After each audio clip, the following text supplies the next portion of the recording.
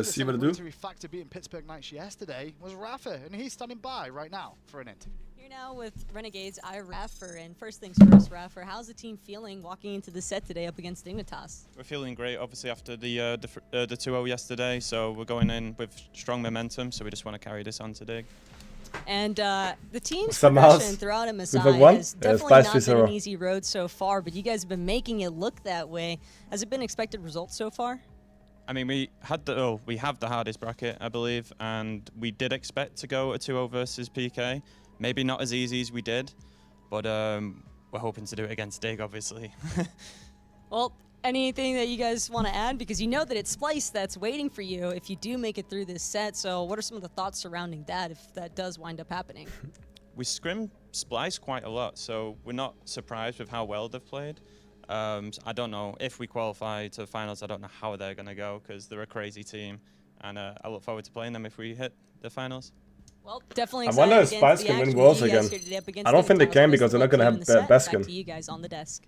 Thanks a lot, Taco. Yeah, composed interview from Rafa there. Nothing too crazy. Sometimes he can definitely just be off the cuff and say what he's going to say, but there he was very respectful of this Dig roster, I'd say, and also the fact that maybe he does get to play Splice tomorrow. Yeah, and not guaranteeing it. Don't forget, I mean, this is a team that gave Dignitas their first loss of the phase, and Renegades were all about, we're beating Dignitas, and they came out and did it. I believe it took them 5 games. It was a close set, but they were able to get the job done. So you know that they're certainly capable of beating this team. And speaking of Dignitas, we should move on to them now. And that, like we said, they're the first time they lost this year. Was against that Renegades team. So for them, this is a big matchup. It just be kind of disrespectful to play with a sub for the whole second split, and then play with this half of the bracket basically. Otherwise, they would have been. And then end up playing with like Baskin again if they like qualified. Overall, I think this is a squad that is locked in right now. They but surely really Baskin is one of the strongest. That loss against E United towards the back half of the phase, week 13,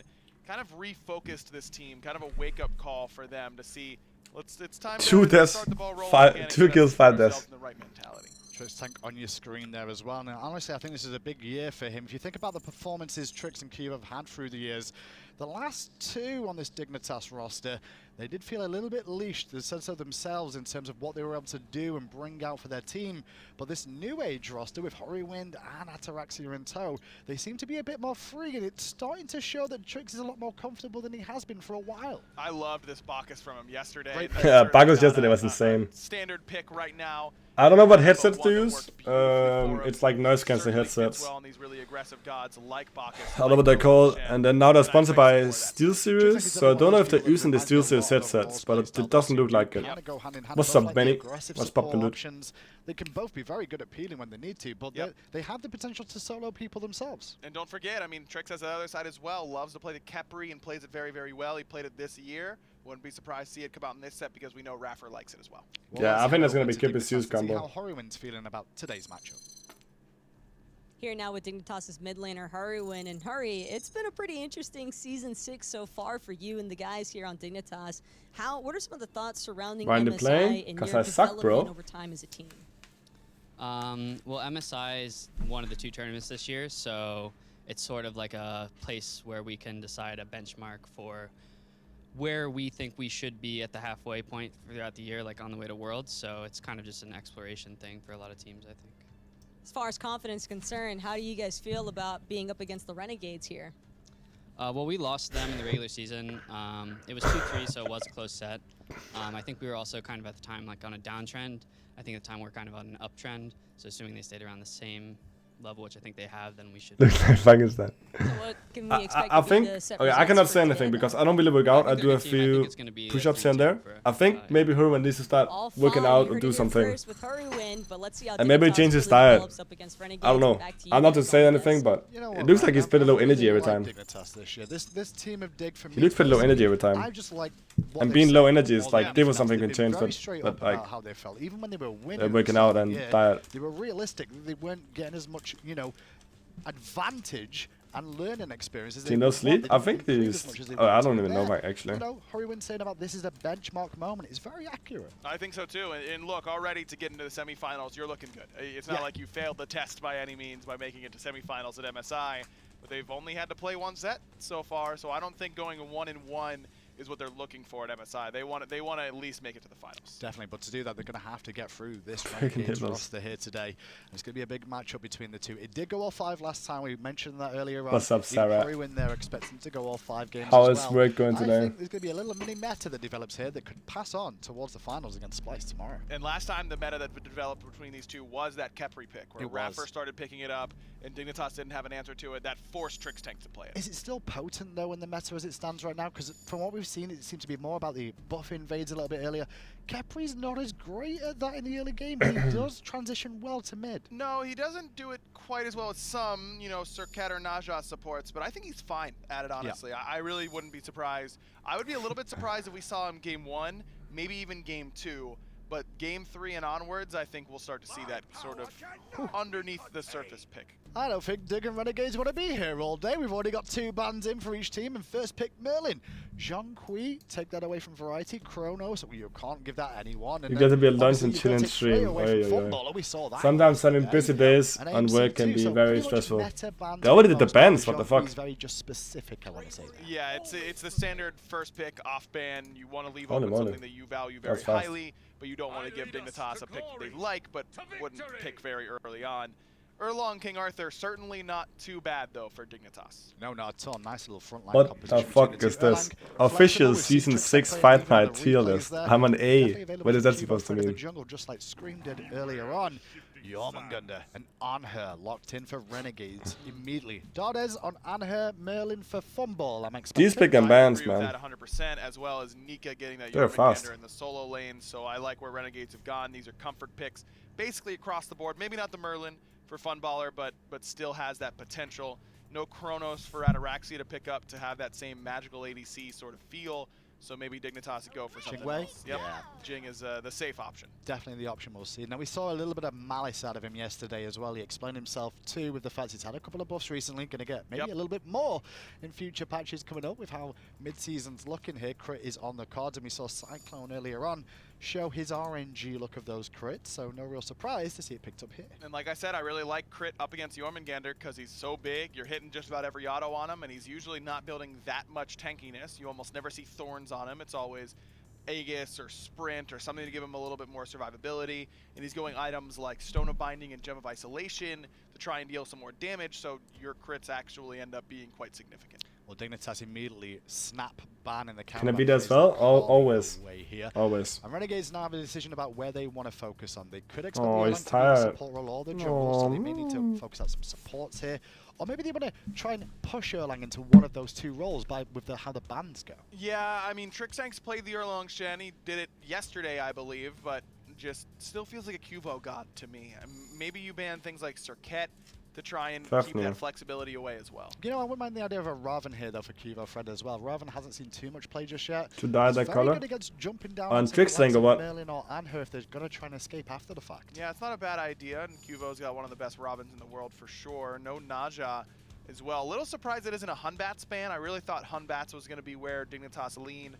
Maybe they can pick Hunbats on the outset here, right after the ban phase, leave Trixank the Erlang Shen, and then where does Cherio go? Probably to Da G from this spot, but Da G's not even too bad here against King Arthur Erlang Shen. I kind of like that pick.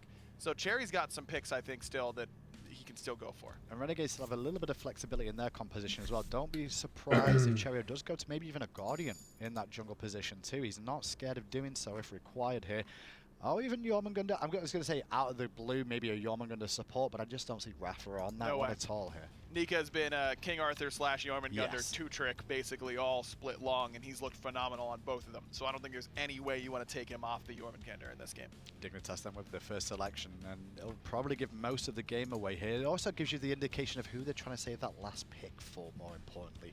Feels like they've left Horrywind's pick available to him if they've not got a priority Merlin or a priority Amuse and Carbus. What the fuck are they gonna pick? It always feels like they kind of hold that if they can. Yeah, I don't think we'll see Hurry on the Zeus or the Opwash, 2 gods that he does very well on, but have just a I mean, they're gonna pick really just jumps on you basically every a week. Kipri or Gep, very and then go into Zeus so maybe. He's got to kind of go for a different direction. I wouldn't mind picking either for Trix or Cuvo, wherever the Erlang Shen is not going, and then leaving up maybe a Giannis 10th pick. I was going to mention maybe a Giannis, Medusa as well, but I think pick bets Erlang for hero. Sure if he's capable of playing with Erlang, then sure I would like that. I doubt it. Sarah coming in with a gift sub to Daddy Cloud. Now with the 10 months. Thank you so much, Sarah. I appreciate that. I wonder what the 4th pick is gonna be. Now you can loot again. Loot! Hovered over here for Dignitas. Definitely still flexible. Don't need a mod in chat without a sub. Shaking my head, shaking my head. Really gonna go this game. I agree. So that will be a hell in the mid lane if it is locked in here. I'm just a little scared because Cherry would have the option to go Odin and play it and have a tanky. Did you call that before they picked it? Well with. 3 gods can't escape the KG. Yeah, and Jingwei needs the ult, so even she doesn't have great escape options. I think Odin looks awfully good here for Renegades. He does look good, but will he be selected? I mean, even the fans at home have spoken about how Odin can be useful. But oh, he I don't didn't? think anybody really feels the value of Odin these days. The ring nerf, in terms of its duration, seems to have really made an impact. It definitely did, but I think Hell is so annoying to play against. You know how it is, Graham. There's these phases that you go in and out of where, oh, you know, don't pick Odin, he's not any Hell good, and is then annoying, you get 4 sure. people in a cage and kill them all and win the game, and you're like, oh, this isn't too bad, actually. That's what it does again. Yeah, well, not a bad idea. Renegades actually hovering over the Horus and a Bastet pick as well. Definitely good chase potential with a Bastet and the kitties. Obviously, the constant dot effects can be useful, but against Sustain, is that really that good? Yes, I think they are. I think Bastet cats are excellent up against Hell the majority of the time. You really need to get on top of her early on. You can build anti-heal beautifully on Bastet. The cats can give Hell a lot of problems, though eventually she clears them pretty easily because she just does so much damage. But I think that it could be a decent pick here up against the Hell. I don't know. I don't love I would have saw the comp, though, so I kind of would prefer to see a different direction. Well, Renegades really not showed themselves. They're switching off that pick for the time in towards a Nemesis for the Nemesis with Horus. Definitely locked in now. No real surprise. Nemesis, interesting. Play eventually. Nemesis can be quite good into Hell because the Lexi C. How do you feel Horus has done so or far? back instead. I think he's done well. I think that we haven't seen enough usage of the ultimate in creative spots, and I think that's the hardest part of the kit for sure. Yeah. But the way that his lockdown just sets you up for such easy kills has really been put on display. Well, the last pick was that Bakasura there, and I guess we need to talk on that real quick. So we're not seeing is Baka still good? A minute or two. It's alright. It's very good for hyper farming as well. It's the other way around from the It's very good for hyper farming. Anti-heal you, kind of whittle you down. Bakasura is the I don't care if you're healing, I've got too much damage for you to handle. Baka can do good into I think it can really work for Cherry. to Erlang, and also it has consistent damage into King Arthur. Yesterday for Trixtank here. Not often you see Trix get a support last picked for him, but I think the game was really around, do they think it's Erlang in jungle or something? Well, it's right, alright. And holding that pick to 10th is totally fine. The Bacchus is fine in this situation. I don't think it provides a whole lot of Bacchus though, and that's pretty concerning. Did they pick Bacchus to just kill Merlin or what? I am not in love with Dignitas' comp. I'm a little bit worried about the Bakasura Horus all-in composition of Baka jumping in and Horus is there to support, and then once he gets there, he's also got the knock-up and the stun that can cause even more problems. Dick cannot fall behind. If Dick falls behind, then that's GG. A GG. little bit of too much unfair pressure onto him with this composition. He doesn't have a whole lot of help from the peel. Cuvo's probably going to be on the Merlin and on her all game long. Hurry's going to have to try and survive this Jormungandr, Horus, and Bakasura, and that's a tough task. Renegades early game, though, I mean, that's more focused on Baka just trying to strip buffs and not necessarily fight in that early game, right? Compared to, you know, the Erlang Shen Baka's composition. Yeah, Renegades usually don't fight particularly early on. They really like the mid-game Gold Fury fights, the later game Fire Giant fights, and I think this composition fits very well there. Normally, I would say On Her might end up falling off, but Dardes has been absolutely lights out on this pick, including into the late game. So I've got no concerns at all for Renegade's selection. I'll play Merlin at the carry now. Because it is a bit different than Cherry's playstyle. This is a best of 5. Let's see who's going to take game 1. It's Renegades, it's Dignitas, and it's the casters. That's right, Hindu man and aggro. Great job on the desk, as per usual. Well, we're here for the big show. This is going to be an all-out barn burner. Ooh, Verity is opting in to rush the Glacial instead of going health challenge here. So it feels like he's pretty confident in his solo lane and not losing too much gold. And I think we just might be in for it. Me and Anatoly on the cast. We will be your hosts here for this next competition. Doug, of course, bringing the action by way of camera. So, Toly, you look poised and ready to talk. Yeah. Let me hear what you're excited about. So, like you said before, how the interview, they were talking about how many 5-game sets that they've had. In the course of the 9 sets they've played, 5 of them went all 5 games. They've won 3 of them up against Rival, Splice, and SK, only losing to the Renegades and E United. And, you know, watching how the way Renegades played earlier. Pretty good statistics. I think this team is a lot. Oh, is Horace jungle or what? Better than the last time they went up against. Oh wait, why is Horace doing red buff?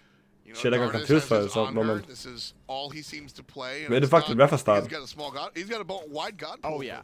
The on her, hey man, he's winning with it. So why do anything but? I mean, hey, listen. When we're talking about these mid laners, both of them have very diverse god pools because in the 32 games Renegades played in Phase 1, Dardas has played 14 different gods. Same thing goes for Heroin. He's played also exactly 84 per AA from Dardas. It was a total of 39 games because Holy of all shit. those 5-game sets. Heroin's always largely played a lot of different characters, so that bit doesn't surprise me. Dardas has played 3 positions in 1.5 seasons, so that doesn't surprise me either. A little surprising is that Heroin's playing the Hell for the first time in the phase. He hasn't really brought it out in the online portion, so we'll see what he's trying to do because the way Renegades was able to dismantle Is Jared looking for gank here? That's going to be hard. Zeros play the Aphrodite, made it look really good. The only difference was Nika was playing Way the too hard to King gank here. Arthur. This time around, it's the Jormungandr. Not as easy to isolate that target. Cherio getting spotted there on the left side, but he will join the 3 versus 3. We see this a lot from the teams that want to go particularly late. So you've got the Merlin in the carry role, which it's funny. Any other team, I think you assume the Merlin and the On-Her are going to be swapped, but yes. As I said, Dardas has kind of played the line so often. There's the knockup. This could be a first blood, but Dardas jumps away rather quickly, and Raffer there to provide some of the extra help. All this while, Fred in the mid lane. Cherio is not trying to find farm elsewhere. And it's funny that you mentioned how Dardas and Funball are always switching their roles and pick. Well, not roles necessarily, but the picks. How you would expect the Merlins to be mid. So far, Dardas has played the On-Her 4 times, whereas Funballer only played it once. I love that wraparound from Iraffer. What he does is he dashes and then on the stun can kind of manipulate and move around to body block. That opens up the wall for Trix Tank to walk to the left, so no kill just yet. You can really tell how Trix Tank has played so much against Dardas, being able to predict that impale, jumping right before it, because if he does get hit by that... How are you? I'm pretty good, man. What about you? Critical mass. I don't think he would have died. Enjoying the MSI games, but it's still been a tiring week already. But he avoided a very especially having like a shit sleeping schedule and having to focus watching the games. Nika versus Variety over there on the solo side. Love the prominence of Jormungandr. I think he's a really big deal when it comes to siege. Hellas lost a bit of experience this game. But more importantly, when you're on the offensive move, I mean, you hit that Jormungandr, the other team just has to walk away. You really can't do anything after that Jormungandr ultimate. The King Arthur has fallen down a little bit in popularity. He's no longer. Oh, he's looking for gank here, but it's so hard to gank Jorm early game with having ultimate out. I guess he's going to them instead. The first guy to really shine on this character and still sticking with him here.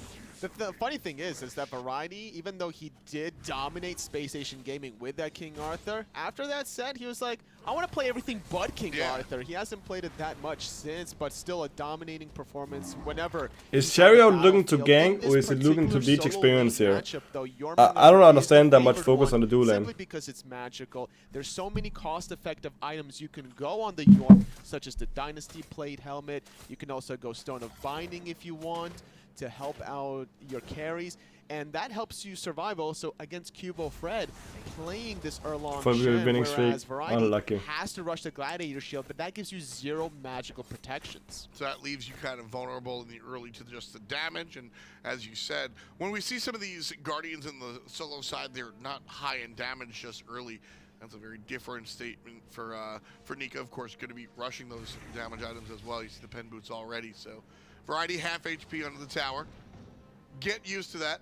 The Totem of Coups also in Renegade's favor because of Nika's lane dominance. This will be the 3rd one so far, with Dignitas on the grabbing one. A little dicey for Variety this early in the phase. His teleport is on cooldown for a good 110 seconds, and with 6 health potions from Nika, he's going to be able to. That's going to be a lot of potions on Nika. No Dynasty player down this, so he's going to take a bit more poke though. He wants to get a little bit closer to the Arthurian melee class god to be able to poke him out. Arthurian melee class god. What's a Walrus? What's good, man? Maybe we need to ban the cloud. Maybe we need to get the bonk. Has an experience lead. I'm not sure. A little bit of a fight here, and see Nika's ability to clear the wave as quick as that. Now gonna not. I thought he was gonna turn because I saw Cherio up top, but he does water, so Kubano's around. As well, and so no real jump there on the solo lane. And as we were talking about that solo lane matchup, the most obvious one that I didn't even mention was the fact that you can't get Excalibur's Raft as a Jormungandr. Not going to be able to take you off the ground. We've seen a lot of nausea into because Daddy Cloud. Keep your fence close, but your enemies closer. The stash still works, the ring still works, etc., etc. But Cherio going for the Bakasura that we isn't it something like that? Desk had mentioned. You want a bunk? I can't help but think that might be part of the reason. Like we were talking about, I want to see a bunk. Played hell for the first time. This is Cherry. I think that should be dead here, maybe. No, man. But it's trying to hold that thought though, because on the backside, Kivo Fred. Oh my God, that damage! Dardes, one short of the kill on a Whirlwind, but Cherio comes from behind and grabs the kill. Now trying to jump in, but gets picked up by Variety, and it's. Oh, he missed that. That is a zoom. Nika's getting the kill there. Off screen to Nika. Oh my God. All the way to the mid. Catches the runaway mid lane. Dude, that is ultimate did so much damage. And this is likely to be the disengage. And Cherio's getting speed. From Raffer, because Variety was this close to finding the return kill. Both soul laners making good impacts. But getting the better end of the trade was Renegades simply because Kivo Fred was just a little bit too far away. Renegades was able to strike first. Timing of that was really important as well. Kivo Fred not able to grab his speed buff on that one because he heads all the way to the other side after the respawn.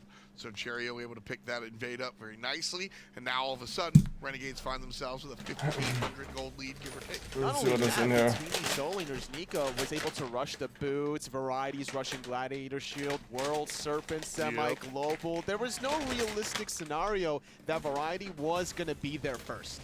Not at all. Not this time at all. around, though, Variety has boots too, perhaps more importantly, because the F.A.Q team, yeah. That fight right there. Talk a lot about the metagame and how characters come in and out. And player knowledge and matchup knowledge is a big part of that. What are you giggling at? Cherio just stole both of those with basic attacks. And so players have improved. Renegades are literally stealing everything right now. A little bit. Earlier, that fight is how Variety winds up on the highlight reel and embarrasses the 1 versus 4. Yes. This time around, you watch how, how Renegades spread out so he couldn't hit multiple players with that Glad Shield. That is what we're talking about. That was a beautiful example of by Renegades of how to fight against. The different than what the bunk one have multiple people that's fighting, what I like obviously, but no bunks. Everybody gets hit by these multi-cleave abilities, giving him multi-procs, and that's how he gets this insane sustain. If King Arthur got the kill on Ender before, that would have been so huge. Really nice look. I don't expect Variety to pick the Arthur after this game. He's getting bullied and manhandled. Uncharacteristic to see from him. This is not a favored matchup, and because of the lack of the health chalice, he actually just picks it up now as he teleported back to the lane. I think if Dignitas take care of the Yorm, either ban it out or pick it themselves, then we can see the King Arthur come back. But it's a big if. Renegades in Dignitas' jungle, just a back Harpies, really not a large. We usually see this group up by red buff, so a little just an annoyance factor. Variety seems to be swinging everything at Nika, and just now Nika starts to take damage. He is taking a little bit. He is taking to half health. That's a lot of damage taken. Shots, but Variety has plenty of cooldowns to throw away, and still plenty of health potions. Erwin able to heal up just a little bit. Now it's Cherio versus 2. Ataraxia in trouble, crippled, and here comes Funball. Kivo Fred also relatively low. Raffer teleports over thanks to the ultimate, and will keep the opponent out of there. The red buff goes down. Renegades. The early game aggression coming off from Renegades is insane. have to just watch as the lead for Renegades grows. I think Bacchus might ultimate this. Oh, he used it actually before. Sorry, 3 ultimates, only for 2 while stripping away not only the red buff, but those back camps. This is a late game Bakasura that has an advantage in the early game because of the early mobility. It's not only the Talaria boots, for both junglers by the way, but it's also the Hasten Katana. It's also the Bakasura passive as you're killing the minions, you're getting extra attack speed. A nice attempt with a Regurgitate. You don't necessarily have to get kills to get an advantage. Renegade's proving that point. That's really what I find about Bakasura. Oh my god, Merlin is gonna get for sure. Putakan Speed here. And into Timberweiser. He has kill potential with just the true damage. I mean, we are seeing what happens if Jingwei go crit in a game like this. Like, Jingwei can literally carry this game. Buff camps where you're getting at least a passive stack or 2.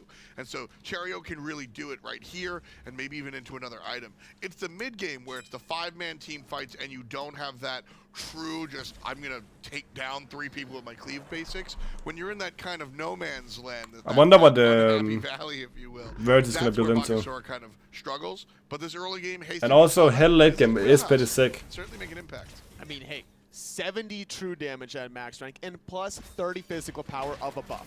Cherio gonna look to turn this around. 1 versus 3, probably too tall of an ask.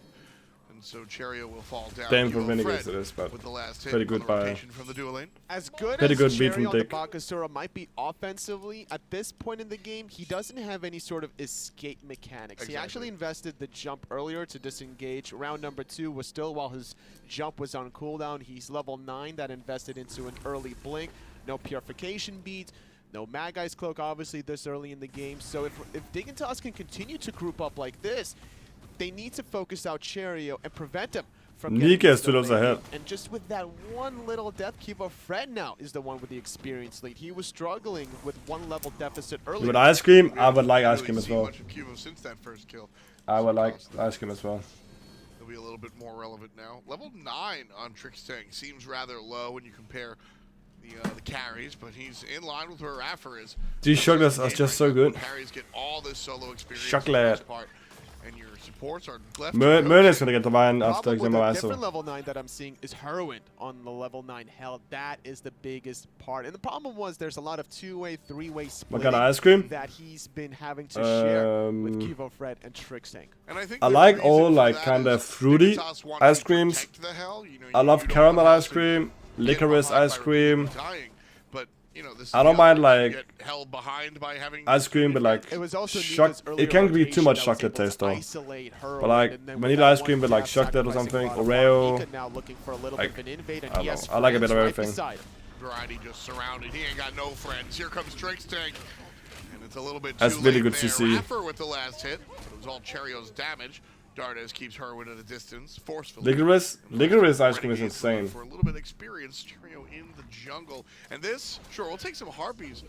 Cherio really just wants to bait a fight, and Herwin just gets deleted. Kilo Fred's number 2 for the Bakasura, off of the impale from Dardes, and there, Dardes snatches the triple kill away, but he earned it from the one he gave Cherio before. Are we sure that Dardes is still a mid player? Because he's been playing these hunters like he never really left the role. What a performance out of him. But what happened? 3 kills though. From Renegades at the blue buff, and without any hesitation, 3 instant kills straight to the left side of the map. That was what was really fun about Renegades is really popping off here. Kind of oversimplify Raffer's playstyle to be sure, but the kind of I'm gonna bait myself. And Funballer is ahead of Ataraxia here. Advantage of it after everybody goes, what is Raffer doing? And then they all kill him. That looked like Cherio jumping into a bad spot, but Raffer was right. The stash there. Rascal is pretty good. Yeah. We had the benefit of seeing that. You can't walk, however, did not you need a wheelchair then. On the left side of the wall. To see me rolling, I'm lifting. And that just was a beautiful look there. Teamwork at its finest, and a great call. Mint chocolate, yeah, I think that's fine as well. Fury, 5K lead. This is a very impressive from Renegades because the fact that Cherio has not played Bakasura in Season 6 yet. And Dignitas doing their homework noticed that, which is why they banned Kali instead. And I knew this what you get. Thank you for the 9-month straw hat, I appreciate that. Doesn't happen if Cherio is playing almost any other god because of how effective Cripple is against the King Arthur. Variety drops first.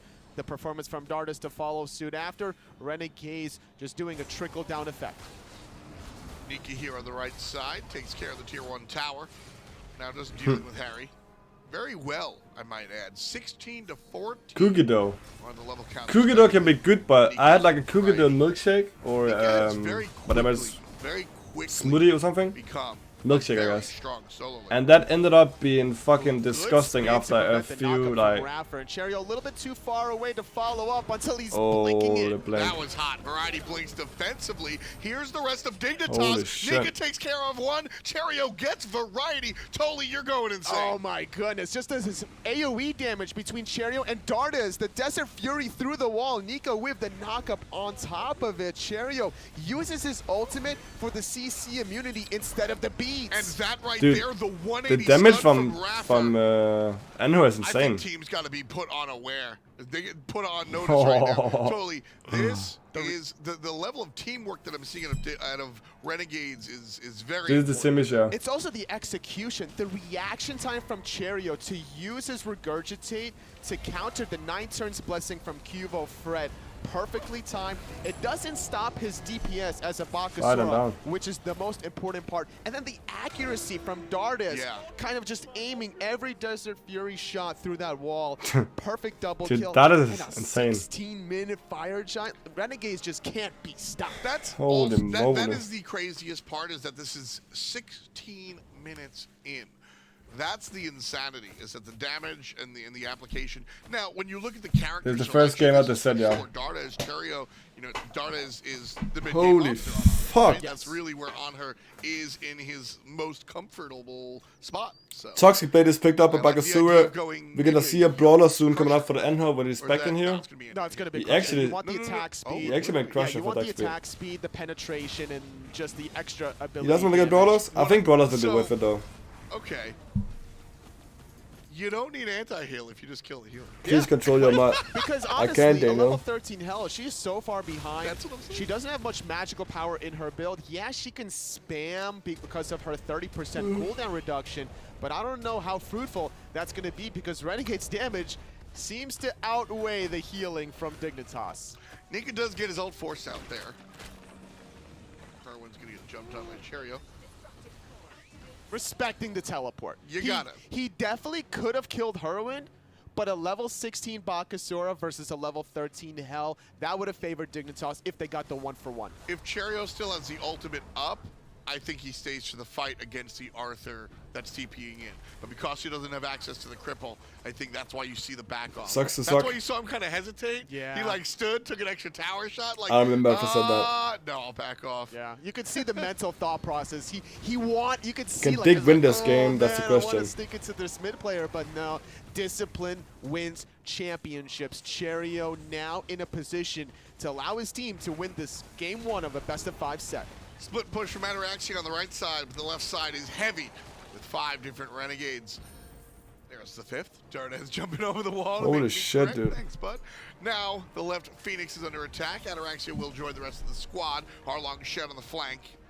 They just forced them back. They're gonna go mid tower into gold free now. Back into the jungle. Tier 2 tower remains. In either the sieges or the defensive, Renegades has a great composition for either or because of the item selections. Nico with a Gem of Isolation, Funballer with a Gem.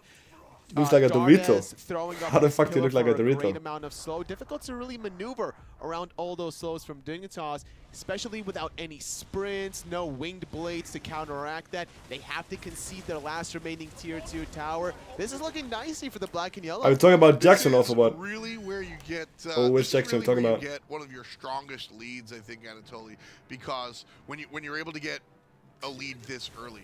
When you start getting the leads later, they mean less and less because of the value of gold because of amount of item spots, but your key items have already been purchased. You can mitigate the stuff like you said. You can mitigate the stuff with Winged Blade because you already have. Why did you stop streaming though? And your 2 necessary items. So when you start getting a big lead after everybody has 4 items, 6 to 4 items is a lot different than 4 to 2.5 items. And this lead right now for Renegades is absolutely in that spot. That's a great point that you make because this kind of lead doesn't normally happen at 19 minutes. It's usually like the 29-minute mark. So you normally do have at least a couple more defense, couple more power, auras from your support, couple more utility. He's back. Jail. TMP with a 7 months prime sub. Thank you. Hope you're doing alright. Haven't seen you in a while. I saw you 2 days ago, I think. Right? 2 days ago. Was that in my chat, yeah? That Renegades wants to end this I don't know about Dignitas does here. Fire Giant push. I agree. You scared for that kid since I get rough? Wait, really? It was yesterday. Not really worried about Dignitas' late game either. No, I mean, you've got to look at the hell. Hugo Fred gets picked up and Cherio burns the ult. Avoids the damage from Ataraxia, excuse me. Ratatasker. Did you just almost call him Ratatasker? Yes. Rataraxia, I don't know, man. Interesting change up here, though, for Renegades as they kind of slow it down. They've been foot on the gas pedal this entire time, and now throwing a change-up. There's not really much for them to do. 6 towers already stripped away. The last things to do is the Phoenixes, so just wait for the Fire Giant. Not going to be the enhanced one. Still got to wait 9.5 minutes for that one, but I think Renegades will feel confident to still gonna finish Cully soon. Once they do get that buff. Another Insane, example of the differences in the game as far as the lead is concerned with how early I wouldn't like to say a game is over, but I always sometimes believe that this game is over. Lead as large as this, over 10,000 gold. Kick off for being behind. Let's just It go sucks as well. We don't need a Fire Giant. Again, this early on, you kind of need a little bit of help. Raffer going for the Emperor's Armor, which I absolutely love from this position of how far ahead and early the game is. This is an item that virtually no other players buy except for iRaffer. And he's been sticking to it since it came out. Yeah. Not every game, but when it is relevant, it slows down what the Phoenixes are going to do here. You're going to stay with the Waterman on the head? You should do that.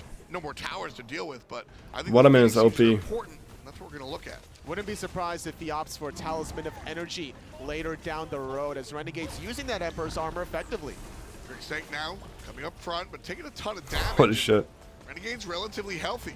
Raffer gets knocked up. Almost looked intentional there. Yeah, he definitely did do that intentionally because Trixank has to back to heal, so there's a small window to force a 5-on-4 on the right side, but Renegades waiting for the minion wave. There's Nika and there's the Frenzy. This 250 is the all-in and right now here from Renegades.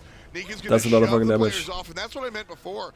When you have that Jormungandr ult, you ult, and the enemy has to walk away. Raffer kind of on autopilot there, almost walking to the middle Phoenix by his lonesome while the Renegades crew was trying to call him back. It's like, all right, let's attempt the middle Phoenix siege now. Minions are here, perfectly timed. Raffer blinks, nice can't find beats. the knock-up combo. Cherio control. You got Cherry up in there. Verge is just getting fucked, isn't he? Turned on. Oh my god, he's alive. Now, but it was a ton of damage. Nika picks up Q on the outside. Trixtank dies on the inside. Oh my Variety god. back. There's the ultimate from the rest of the team. Cherio gets the flank on the right-hand side. Right Phoenix is dead. The mid Phoenix will be focused on. But I think that's game. It definitely should be game. I mean, that's a G. Dignitas needs to rely I on wonder if to hold for dear life in game number 1.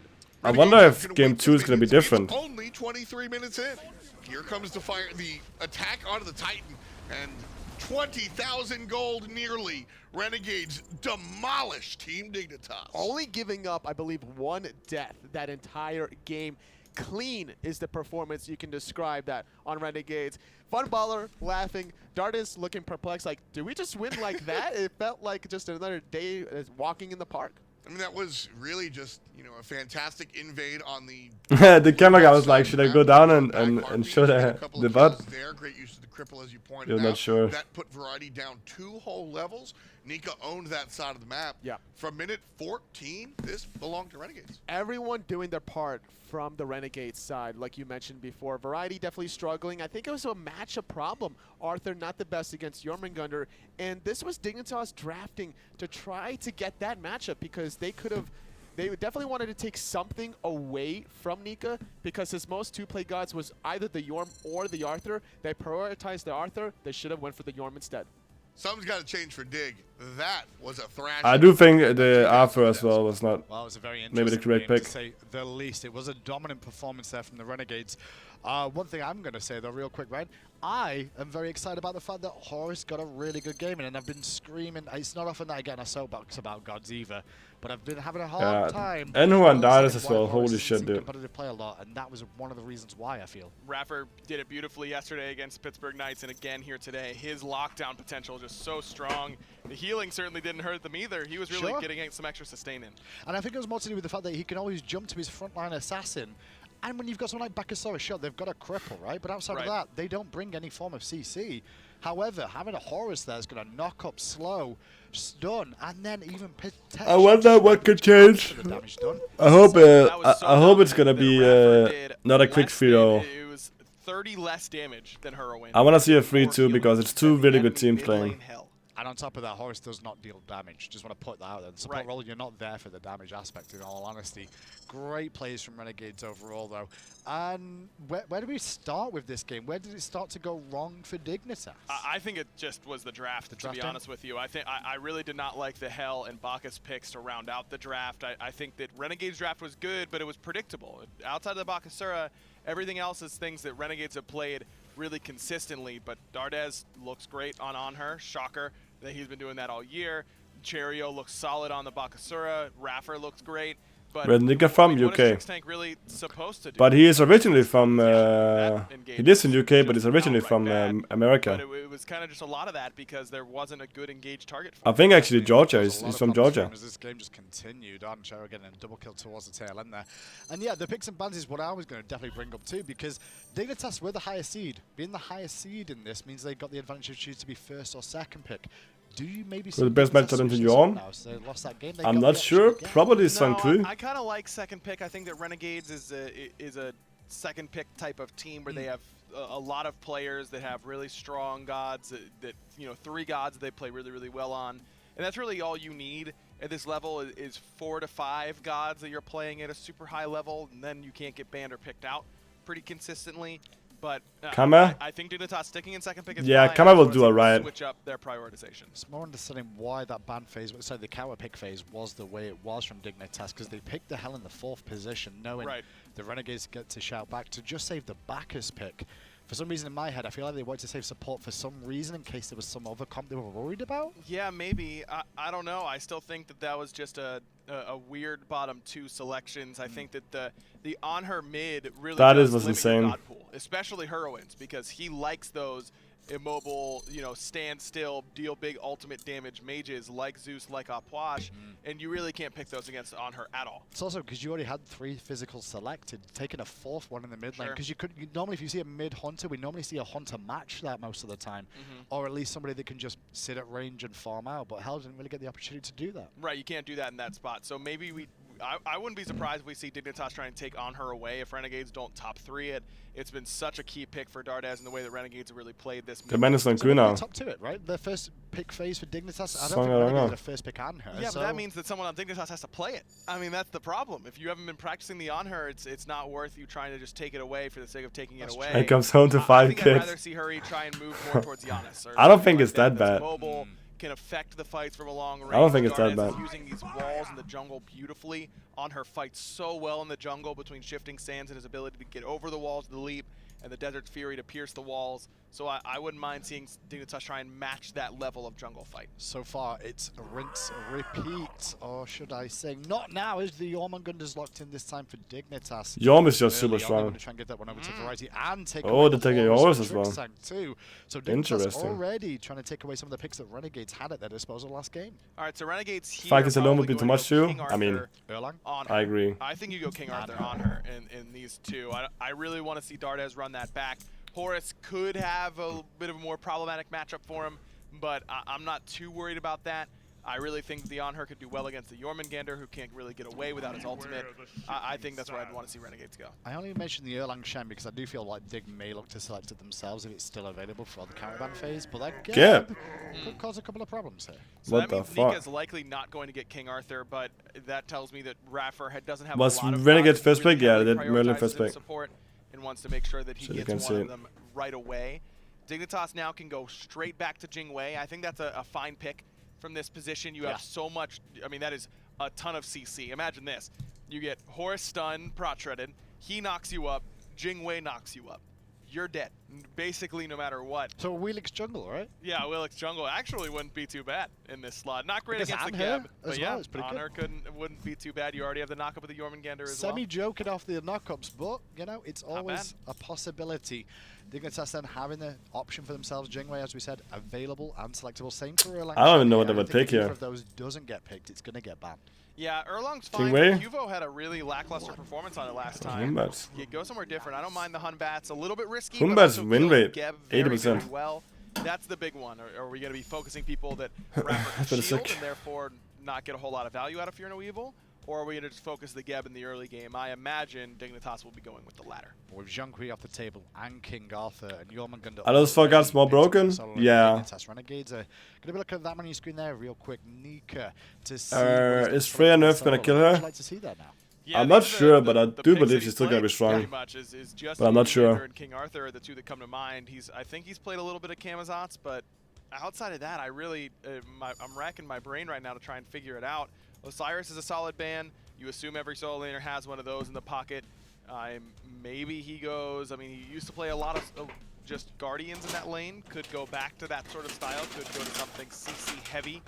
Haven't seen Sobek in a long time, but I think he's probably pretty decent still. Well, one thing for sure, and Dignitas do need to select a magical guard, and that's a no surprise to see Renegades ban away that Morrigan just in case here as well. Hurrywin does have a deadly one, but more importantly, we were mentioning the Giannis quite a lot. Does Giannis fit in this composition? Yeah, I think it can still work pretty well. Kunas is just so fucking, like so much mobility and so ability. Comp, I'd say. It just means that you can farm safely in the mid lane. Giannis can kind of fit any team comp. I really don't think that he needs. I don't think they're gonna put Geb solo, but yeah, it could. But I doubt it. Vacuum, but it isn't an easy slot in. There are very few Giannis players, I think, that can really pilot him to his full potential. Chernobog. The rise of Chernobog this tournament has been impactful so far. We'll see where that's going to end up. I'm expecting in the duo lane here for Ataraxia, but it is a flex pick towards mid. We've seen it on the odd occasion here, and it is going to be against an Anher. So there's a possibility. Could be. It could be in the mid lane, but maybe not. Hurwin does really like his mid hunters. Don't forget about that. That's something that he's done quite a bit during his time in the league, just not as of late. He's got a very flexible god pool. It wouldn't surprise me too much, though it does lean Dignitas a little bit magic light if that happens, a little bit too physical heavy, because Freya and Kronos already taken off the board, unless Ataraxia is going to pull a Snoopy and put Vulcan in the duo lane, something like that. Soul, maybe. Funballer likes it. I don't know how much anybody else does. Achilles hovered over by Renegades here. I think that could be the one that goes towards Nika. The 1 damage, or the 2 damage on Freya dealing 1 damage is only for guards though. It doesn't change anything on minions. Range. He did get a bit more of a damage adjustment though to compensate, but he's still viable. Yeah, he can work. We saw it a little bit earlier on today. I believe that was Baskin playing it in their set up against Armada. Not in love with Achilles right now, but it can do pretty well up against Jormungandr. This is something that I can remember Nika playing. I'm not so happy about it against a Horus though as well, just because the dive heals. Whenever there's a healer on the enemy team, the execute can be baited into an awkward spot now and again. Sure. But there's an old school Najak. I think Achilles solo and Nisha jungle. Generally does get banned a lot against him because he can have some stellar performances on it. I like it. Renegades comp, I think, came together pretty nicely. A little bit worried about their early game if Najah gets a little bit behind, though. Anher's pretty solid. Maybe it's not too bad. We're just anytime I see Gab, I get a little bit concerned about your early game because he's so easy to pressure out and focus. Well, this question now for Dignitas is that Chernobog mid or is it in the duo lane? This pick will decide that. I am leaning towards Chernobog in the duo lane though. But then again, is it going to be Merlin against Churn in the duo? Merlin could still technically go to mid lane for Renegades here. Yeah, but they can trade guards though. I don't see any way. I just want to put it out there, even though. But yeah, they could still play Achilles jungle. Funballer's got an Anher as well as Dardes. Yes, he does. He does. Funballer's on her quite strong. Just it's Dardes. So it's Dardes. I imagine it's going mid. I do think that Chernobog has a pretty bad matchup, I'd imagine, against Merlin. Merlin really excels against characters that rely on telegraph. You're mid? You believe so? Flicker out of very easily, and then that won't have a lot left over after the fact. And because Chernobog needs both his 1 and his 2 to execute his combo, if you dodge that, then you're leaving him with basically nothing. and so that can be a problem. Poseidon is the final pick here, locked in. Poseidon. I like that. Would be the case. It can shut down a little bit of mobility here from the Renegades. Not a whole lot, because Naja has a bit of escape there with the Windfire Wheels and the Sash to jump out of the Whirlpool. But the likes of Achilles and Geb are not going to enjoy it as much. Neither is Anhura Merlin. No, I mean, you can make this work. I do think that it's not as immobile as gods like Zeus and Opwash, but even with that increased movement speed, shifting sands makes you feel really slow a lot of the time. This is the kill Geb composition, though. I mean, it's Fear No Evil, it's Horus. I wonder if they even can be strong enough to kill Geb. If Geb gets through the early game pretty much unscathed and the Dignitas isn't punishing somebody else, I think they could have a tough time. Well, this is Rafa. That's what Rafa wants them to do, right? Because Rafa is definitely the player that's more than happy to die if it means his team's going to get results. That's true, and Cherio has a really good job of following up, usually off Rafa's deaths. This team works really, really well as a unit together. Dignitas' draft is better this time, but I still don't love it. I don't know. There's just something missing, I think, with these drafts so far. In the game 1 and here in game 2. I can't quite put my finger on it, but maybe this one will work out better. I hope it does. I have a feeling I'm a lot stronger on Dignitas in this composition than there was in game number 1. Game 2 is about to begin. There's the Renegades 1-0 up against Dignitas. Can Dignitas answer back? Tom, take it away. I don't know about all that one. The way Renegades just played made me think, I'm getting out of here early. I don't know about you, Toli, but that type of game that Renegades comes in with, woof. I haven't seen such a mechanically dominating performance in a long time as the last game. Renegades really putting on a clinic. Didn't even have to change much of their damage in terms of Dardas and Funballer. Even though it was funny listening to Funballer after that game in the hallways, like, I did nothing that game. That's what he said. He let his whole team carry him, but he was still there, you know, being the zoning Merlin that he needed to be. I mean, Dardas didn't say that. Let's put it that way. Dardas absolutely contributed to game number 1, was a huge part of it. The fact that he gets to play the Anhur again, you know, I think a big deal of the composition was the Jormungandr. That was Refer and Nisha doing the buff together. That's pretty fun. The Jorm ult and you can't do anything so short. I like the fact that you take that and Raffer's Horus. The ability for him to find these stuns, dash to his teammates. He's too mobile. Raffer has always been a guy that plays mid-team fight. Oh, they got a contested this time. The mobility of Horus and the setup, too much. So I like that. Let's see who gets it. I don't know, man. I think you ban on her. Sounds crazy. I think you do it. Maybe. Renegades, though, getting the better end of this one because they secured their own blue. They might even get first blood. Right, he's in some trouble, and here's the 2 damage dealers. There's the last hit from Cherio. The Warrior's Blessing. Yup, the ring bounce. One more shot on Sash. It's good. First blood for Renegades. Starting it hot the way they ended the last one. Now, I respect that play from Variety, being able to turn around to proc the Warrior's Blessing for Reva stole both oracles. That lowers your movement speed just a smidge, so who knows? I think he was still dead regardless if he did that or not because Cherio has the speed buff. He had the ring bounce for the slow, and more importantly, I think he got level 2 from the wave to get the Sash. Perfect timing. And again, like, just fun stuff here. Cherio's going to use the beads to get out of there. Holy shit, dude. Just think about the mechanics that go into that. We always talk about mechanics as far as, like, hitting your skills, but the gamification of I have to hit my keybind to level my ability mid-team fight. And not only that, even before going into the wave, he stole the big blue minion to give extra experience, timing his ring bounces perfectly there. Cherio, just like game number 1, getting first blood 2 games in a row, this time on the Naja, just as effective as carrying a game as a Bakasura. When you're in those fights, Toli, as well, both junglers and solo laners are very well aware of how important the minutia is. When you're actually crazy, dude. And you're sitting there, you're telling your teammate, kill the minion. Kill the minion, I'll hit level 2, and we can get this guy. That minion kill is important. That's micro, and you were talking about, like, mechanics from game number 1. That's the type of stuff that we're talking about. Really small, intensive things that Schönebug is going to be fat this game up, I something believe. that I'm seeing that's consistent for Dignitas in games 1 and 2 is focusing out Nika in picks and bans. Yet again, They wanted to take away his Jormungandr, as they should in game number 2, but then they banned away the Arthur, even though that is a losing matchup a little bit. And I think that they probably should have tried to ban out Cherio instead, because this is his most played god in the first phase. He's played this god 14 times in 32 games. This has always been Cherio's go-to carry. Cherio's the guy that plays Kabrakan, Athena, Ymir, and if you need him to do the damage, he can bring the Najat, which can also bring the setup, but that's a different story. So that's always been, then, you know, that's been his look. Now we saw the Bakasura, absolutely insane.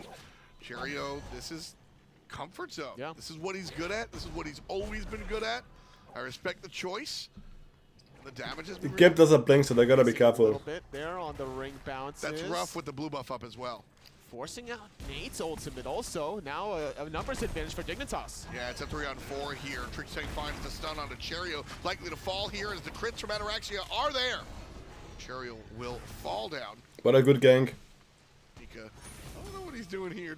Testing the 1 versus 3 water. He just got his Warriors. The attempt cool his level 5 here. 15 protections. He was looking to get the steal. Doesn't quite find it, but still using that Achilles passive that gives you the extra damage to scare everyone away. Dude, that's crazy. Maybe that's why he wanted to, maybe that's why they want to focus Nika out, if he's willing to walk into 1 versus 3.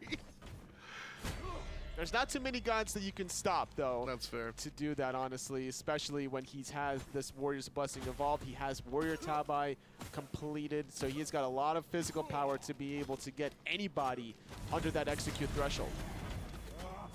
Nika the 1 with the totem of coup advantage, for sure. So this matchup, Arthur lost the last matchup, and that's kind of how it's supposed to go. Nika has advantage in this lane. Do you expect the Achilles to be on top of the Yorm? I do, and it's not because of the Achilles versus Yorm matchup. It's kind of what transpired earlier when the first blood happened. Cherio allows Nika this advantage from here on out, and also because as an Achilles, you're not forced to rush the Gladiator shield as much as a King Arthur is, so he's going to be able to transition into either magical defense if he wants to, or maybe just health off of the Blackthorn's hammer instead. Certainly has the experience lead so far. Both players have an assist. Yeah, I mean, they Verity got a pretty rough lead from the start there. And that'll be Mr. Harry from Team Dignitas. Trixtank and Ataraxia, on the other hand. Trixtank on the Horus. Not something that we necessarily have seen him play, but I think Horus is a character that as a support player, you know how to do it. This is what you're supposed to be doing. What's your take on Trix's Horus so far? So far, he's been at the right place at the right time. Trying to make something happen on the right side of the map seems to be what both of these teams are trying to get off the ground. And Horus definitely pops off a little bit earlier than a Geb. So Raffer is going to be difficult. I wonder if Geb is going to be a problem for late game. Out of Trixtank. Just more mobility, I think, from Trixtank to maneuver throughout a team fight.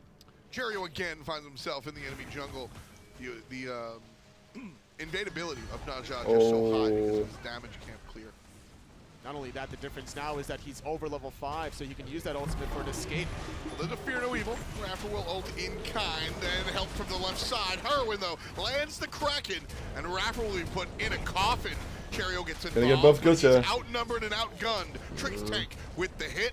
The Shenabak ultimate for doing so much. And Nika likely safe and sound. Darda is moving here for the mid Oh lane. no, another double ultimate. A stun on top of 2. Variety and execute range. Trixtank with the body block. And it's good enough. Oh! No shit. Is good. And the carry, the Trixtank. Renegades getting too far ahead of themselves. Yeah. I don't mind them going for that blue buff, but dude, actually, fuck. Between one player going on the Fire Giant, one player going behind the Fire Giant. Great rotation from Ataraxia using that Living Nightmare. Obviously, Funballer has no business being on the right side of the map this early on. That was destined for Dignitas' way. Once Dardas was finally able to rotate, Renegades felt the need to try to make something happen, but that was hard by Trix. Block from Trixtank, and then the peels after the fact. That's twice now that Renegades have kind of gotten in trouble by not thinking about the Ataraxia ultimate.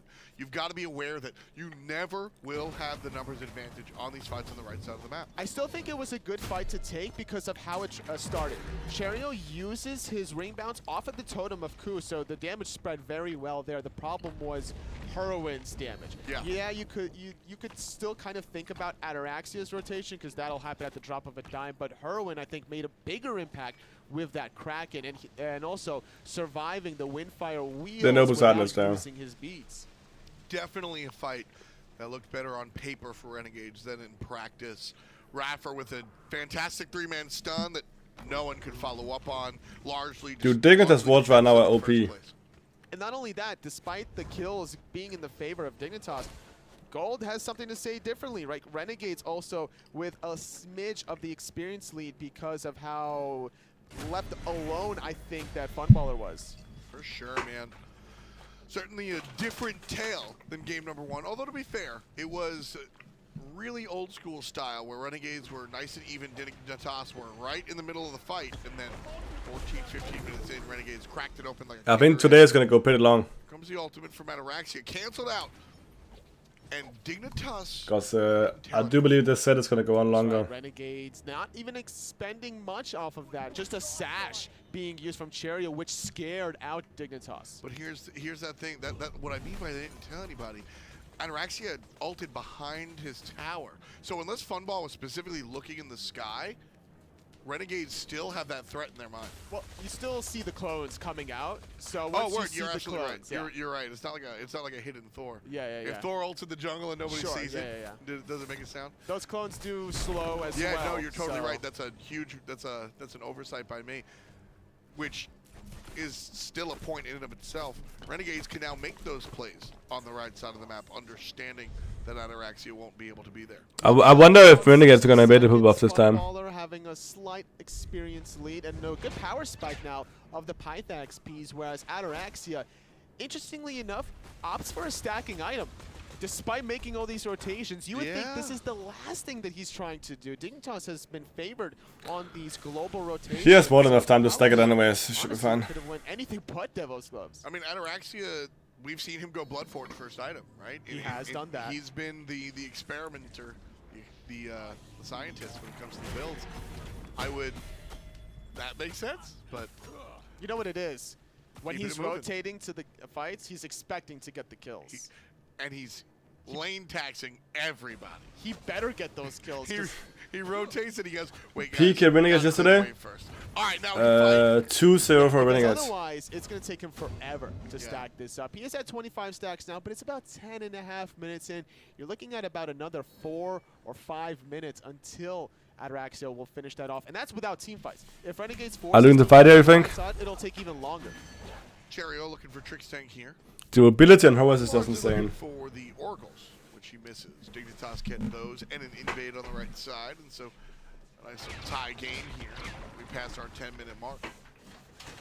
This is something that I don't think is going to discourage Renegades in the slightest of looking for anything offensively. Look how they're grouping up on the red buff from Dignitas. They see where everyone is. They're adapting to the situation. They even see the ward being dropped from Trickstank. No sentry wards to counteract that, so they are spotted out. Faking the walk onto the red, baiting out the Trickstank ultimate. Now the red buff is spawned. That's fine if they get the buff anyways. It's able to be cleared. Nice, easily done by Dignitas, but the counter fight. Blink ultimate, Cooper for ultimate. Here with a fear no evil. Overhand smash should be good, but Trickstank takes the last hit. Dardes on the run, narrowly avoids the knockup. Narrowly avoids the second one. The third one will find a target. So does Cubo. Fred, the second kill. On the Renegades. Funball could die here. Heroine oh my god, Herman is live. By Trickstank. Funball, both of the relics chased out. Here comes Nika, perhaps a little bit too late. Winding up and gets the kill. Just on time, he finds one execute target, needs to find a second one to at least get something back. Variety dropping alongside Ataraxia. I believe it was a 2-for-2 because Raffer has respawned. Similar story to last game, how it was Nika rotating first because of the Jormungandr, but this time around, it was simply because Variety made that rotation happen first. That was blue buff again. Having the boots 3 to keep up with that rotation. An interesting fight. Yeah, Herman survived, that's lucky. Was the focus point. He got Geb ultimate, knock up. Yep. Darda's used that ultimate as well, but this is the difference between the level 11 on her still stacking the Transcendence versus what we saw Darda's do in the mid to late game once he was 4 items deep with the Crusher. Yeah, that mid game for on her, that's just where he really hits his stride. Transcendence finished, and as you said with the Crusher, just a little bit extra damage. Late game, it starts to fall off in comparison to what other mages can do, etc. But that little that 3 to 4 item spot is absolutely where Dardas can flex. Right now, as you mentioned, a little short. Half HP on the Gold Fury. Ja, det kan de alltid vara eller vad? Lower. There's the Kraken behind Dardas, who turns around to avoid the knockup. Impale onto Trick Tank as well. Oh, is he dying? Dardas down south. Funball protects his mid laner, and Cherio protects They just got love there now. with a nice ring bounce. And both players individually combine help out protecting the Gold Fury. That was a nice attempt from Herwind. Unfortunately, it was against an on her that can easily cancel out the knockup effect with that Desert Fury. A 75-second cooldown, much shorter than your standard 90-second ultimate. And the fact that Dardas is still level 11 means he doesn't have access to the I mean, that so should have been a kill. Sure, you would want to save Herwind's ultimate for the Gold Fury, but I think he still made the correct decision trying to kill Dardas. Absolutely got to agree there. Nika getting punished here for looking for the speed buff. The ultimate forced out. Raffer is called and shows up. Raffer is still Far playing from good. death at that point. Nice little hybrid build being built here. A runic shield. Love it. The magic power reduction aura that you're going to use not only on Herwind's Poseidon, but also onto Variety playing that Jormungandr. That's not a little bit of magical power you're reducing. That's Are you gonna view games again? total, and between those two gods, that's collectively Probably from Saturday on. You know, that's one of the only ways you can mitigate Variety's ultimate. Oh yeah, yeah, sure. Untargetable, so you can't hit him with a debuff. It's an aura. Chariot avoiding the Fear No Evil with an ultimate of his own. Darda is lying in wait. Raffer. That's kill number 4. Renegades keep it tied up here. That was crazy, actually. Their direction. Gold Fury now being pinged. And don't forget, one of Merlin's claims to fame is how quickly he can burn these objectives. And burn it he does. Ataraxia is here, but too little too late. There's help from the Horus. Oh, that's insane ultimate. Now, Horus being turned on. Team fight. There's Funball has CP's down. in trouble with the solo lane. He's on Funball. Funball on the flank, and now Variety here to help out. Might need help himself. 3 players trembling, and Funball takes it. No. Yeah, if Cooper had an ultimate for that fight, that would have Double been kill really good. for the dual lane magician. It's 6-6. That was a very risky play by Dignitas, trying to steal that Gold Fury objective from that far away with only 2 members. Because that was guaranteed for Renegades to peel it off. Herwind reviving, trying to make a play as Nika takes out Cubo. Kraken off the mark, though. Mid lane, we're back. Ataraxia, 3 players, but they're all half health.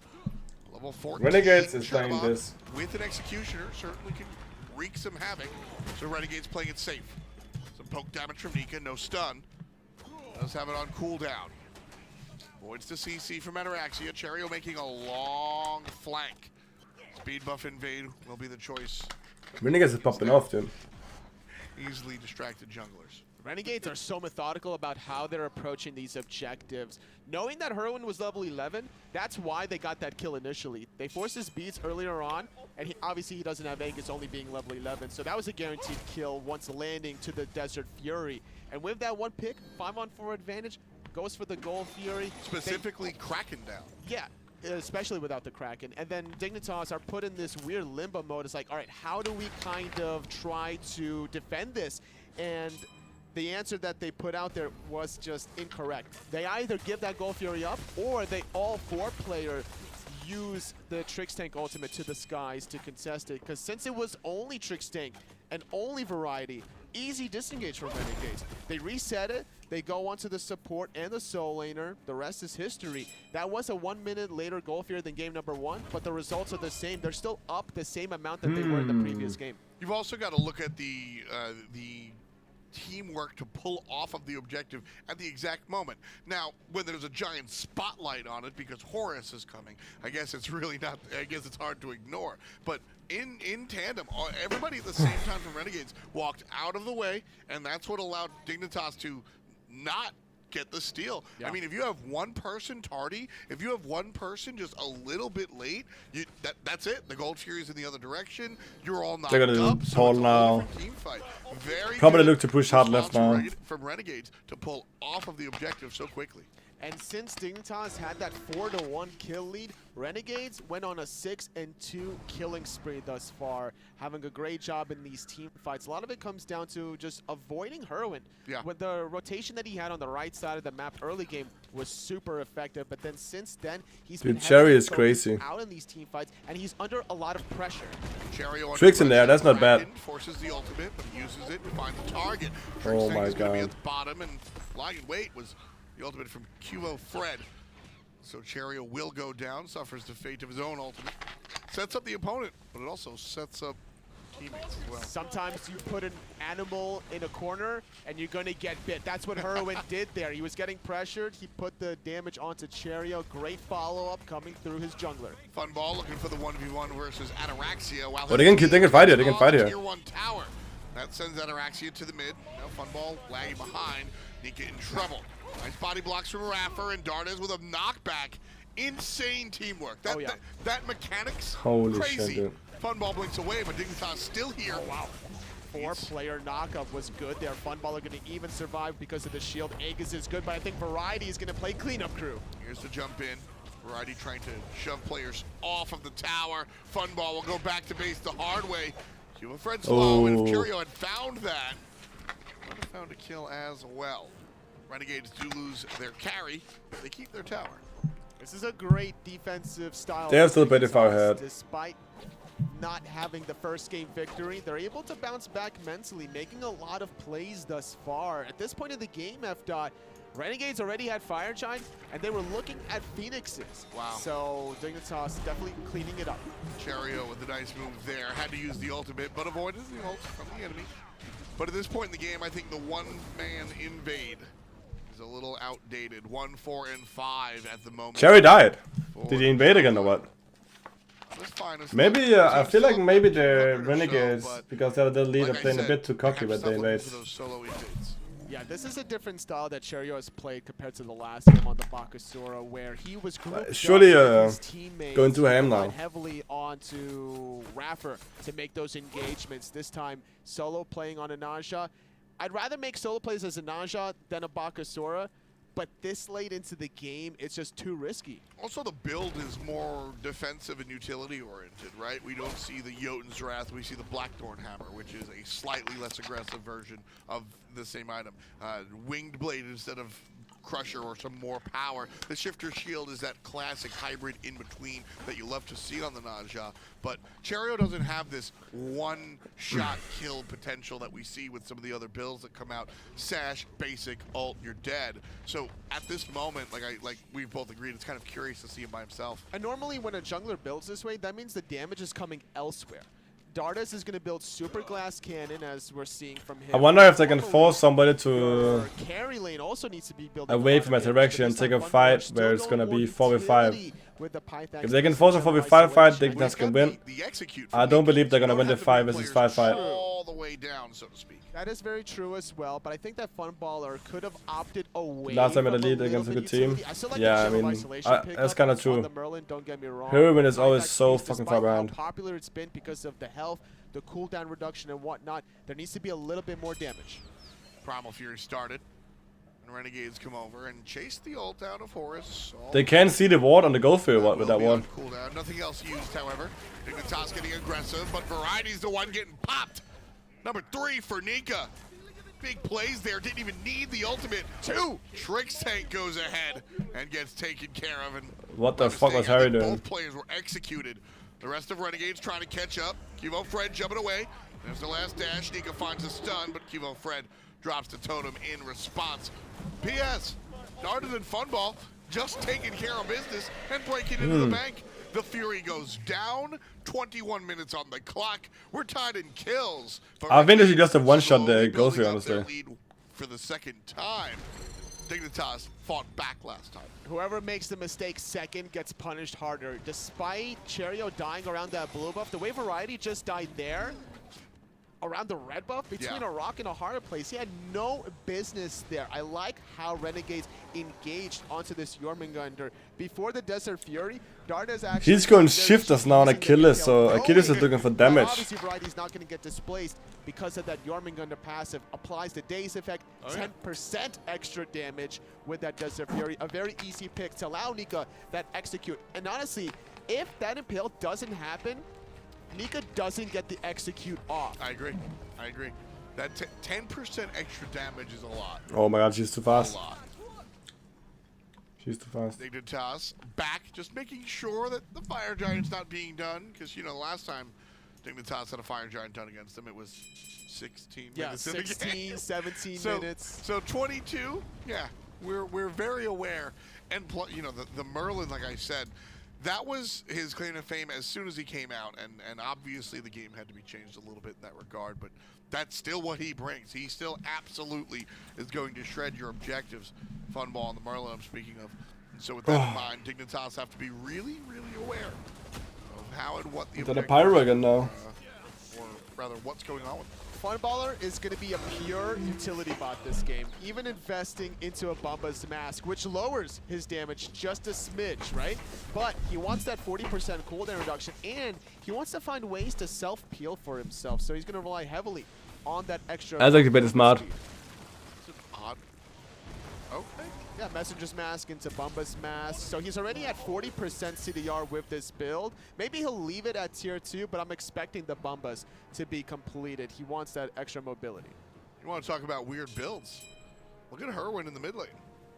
Cooldown boots into the Spear of the Magus is arguably the best thing you can do on Poseidon. But then... That's very odd. The demonic grip. So... a shaman, so with all 4 of those rings, there's ultimate there. is a gimmick, right? Sataraxia gets attacked by Funball, but Funball in the mid lane is in trouble. Cherio blinks forward, Ataraxia is in more trouble. Nika gets the last hit onto the carry, and just like that, Renegades are going to open up a powder keg. Dignitas don't want to fight, but they will if needed. This is Renegades now going to force the Fire Giant, trying to see if they can get an additional pick up against Dignitas. Nika starting to zone, and the rest of the team going to the bank. Here's Frenzy. Trickstink gonna blink on in. Fire Giant down to 10%. Variety's here. Trickstink in trouble. Dashes to the teammate. There's the ultimate from the on her. Here it comes. Kubo. Renegades still got it. Take the Fire Giant anyway. Dardes puts Variety in the ground, and Nika stuns up Herwind. Aegis is good for now. He's full penetration or what? 3-level lead. Kubo Fred. Kubo dead. Cherio on the chase. How much penetration does he need? We call that one a deicide. Wow. And Renegades are explosive. That game too, then. The word. They're explosive.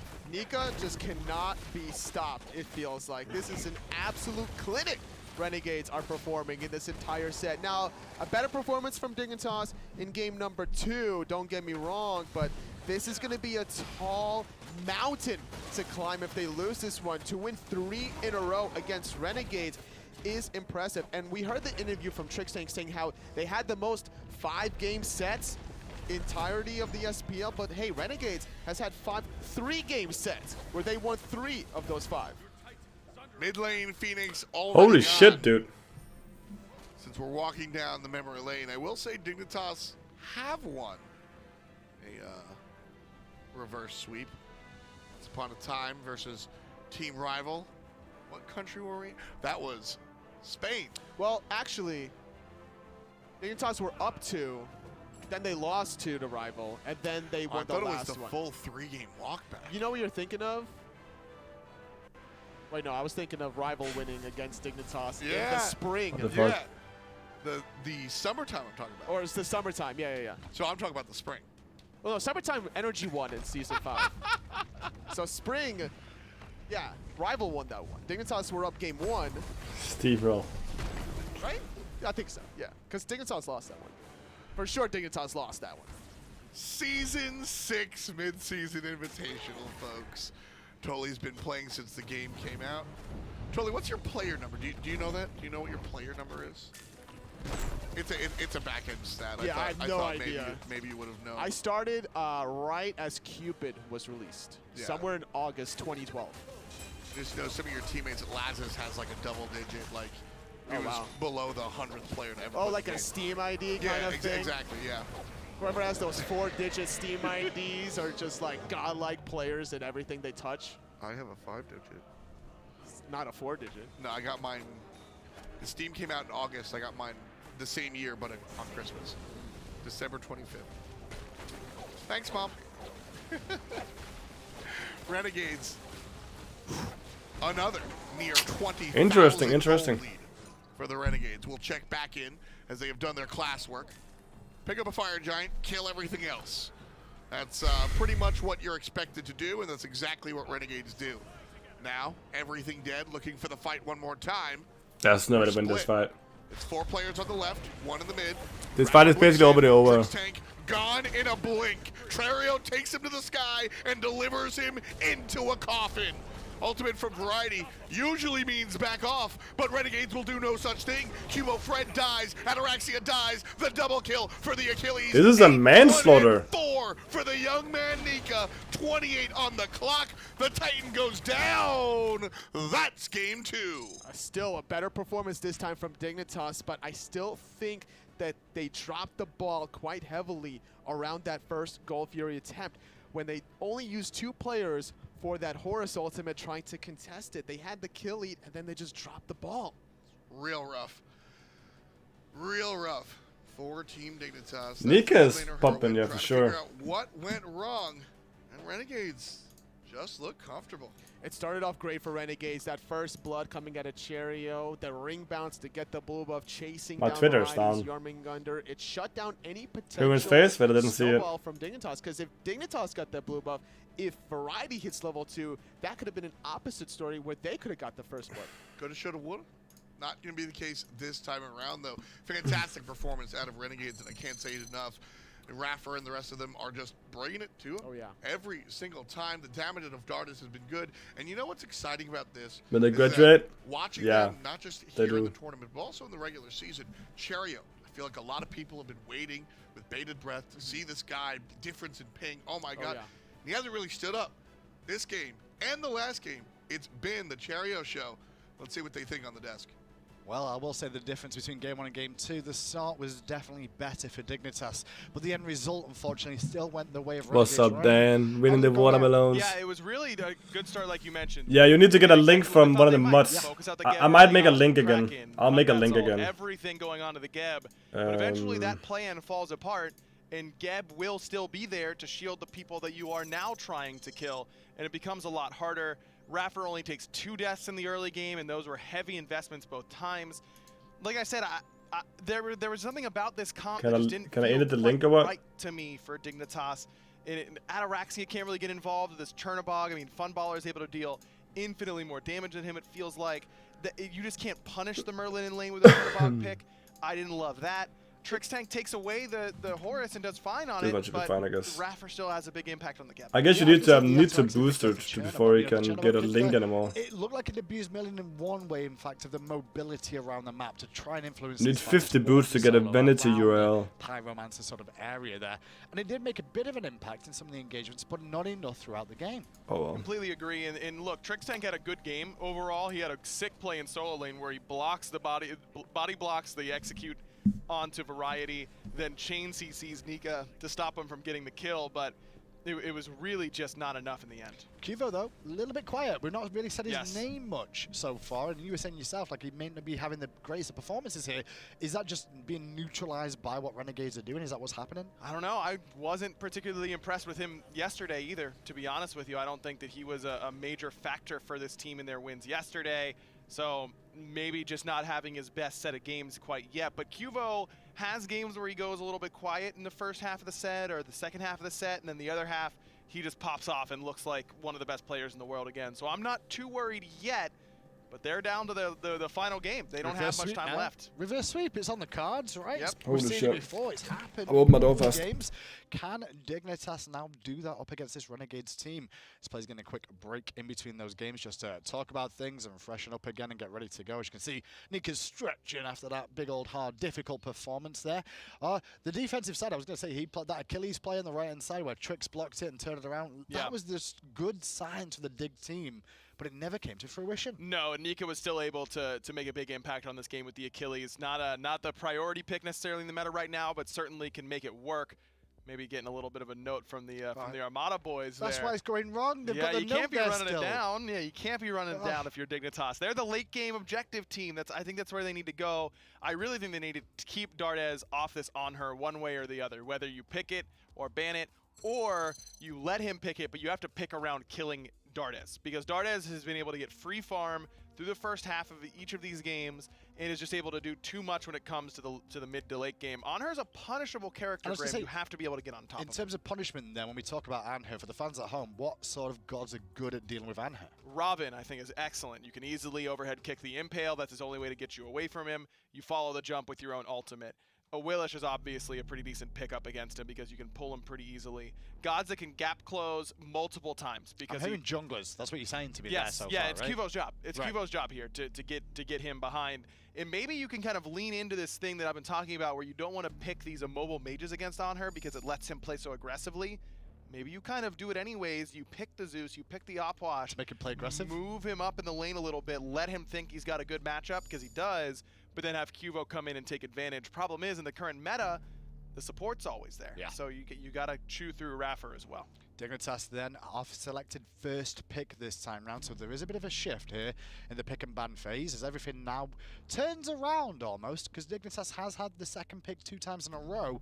They feel this first pick must be the difference maker. Amuz and Cobb, Jing Wei taken away. I like it. I like that Dignitas is trying something different, though Renegades are as well with this Jing Wei ban, so trying to keep Dignitas off their toes and give them something that will be a little bit stronger than Dignitas would like. This is, to me, Dignitas saying we don't want to give Funballer Merlin, but we also don't want to change our bans, so we want Merlin for ourselves. We can give it to Heroin. He's a great Merlin player. I'm at the dome and we for keep that. it out of Funballer's So hands. How's he going to get Anher Merlin in the mid lane if that's the case? It's not too bad. Okay. I mean, Flicker is still not far enough away to save your life sometimes, but it's still better than things like Opwash. I think it's probably better than Poseidon, if not the same. I wonder what Dig is going to do. One of the reasons why Renegades are taking the time with the second ban, because this is the third game, and it's the slowest ban section we've had so far, because they were very immediate last time round. Yeah. A lot more thought going into this one. Yeah, that's how it usually goes, right? Yeah. Teams decide to make their adjustments and see what they can do. Renegades probably deciding if they want to try and ban one of the premier solo laners that Nika likes to play between Arthur and Jormungandr. You won't see an Arthur ban, but you could see a Jorm ban here, and that would leave the King Arthur up for Nika on the other side. Freya's still available. Kronos has been taken away, though. Yeah, Freya up. That's going to have to be a consideration.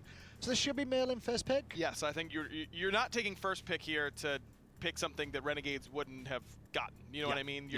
Renegades have first picked Merlin both of the first 2 games. You're taking first pick here so you can take Merlin for yourself, I think. We'll see if that wizard can make good work for himself here. If he does get selected for this Dignitas team, the fans. the Renegades have the chance to answer back with that. But it's not instantly locked in by Dignitas here, surprisingly enough. Yeah, I'm surprised.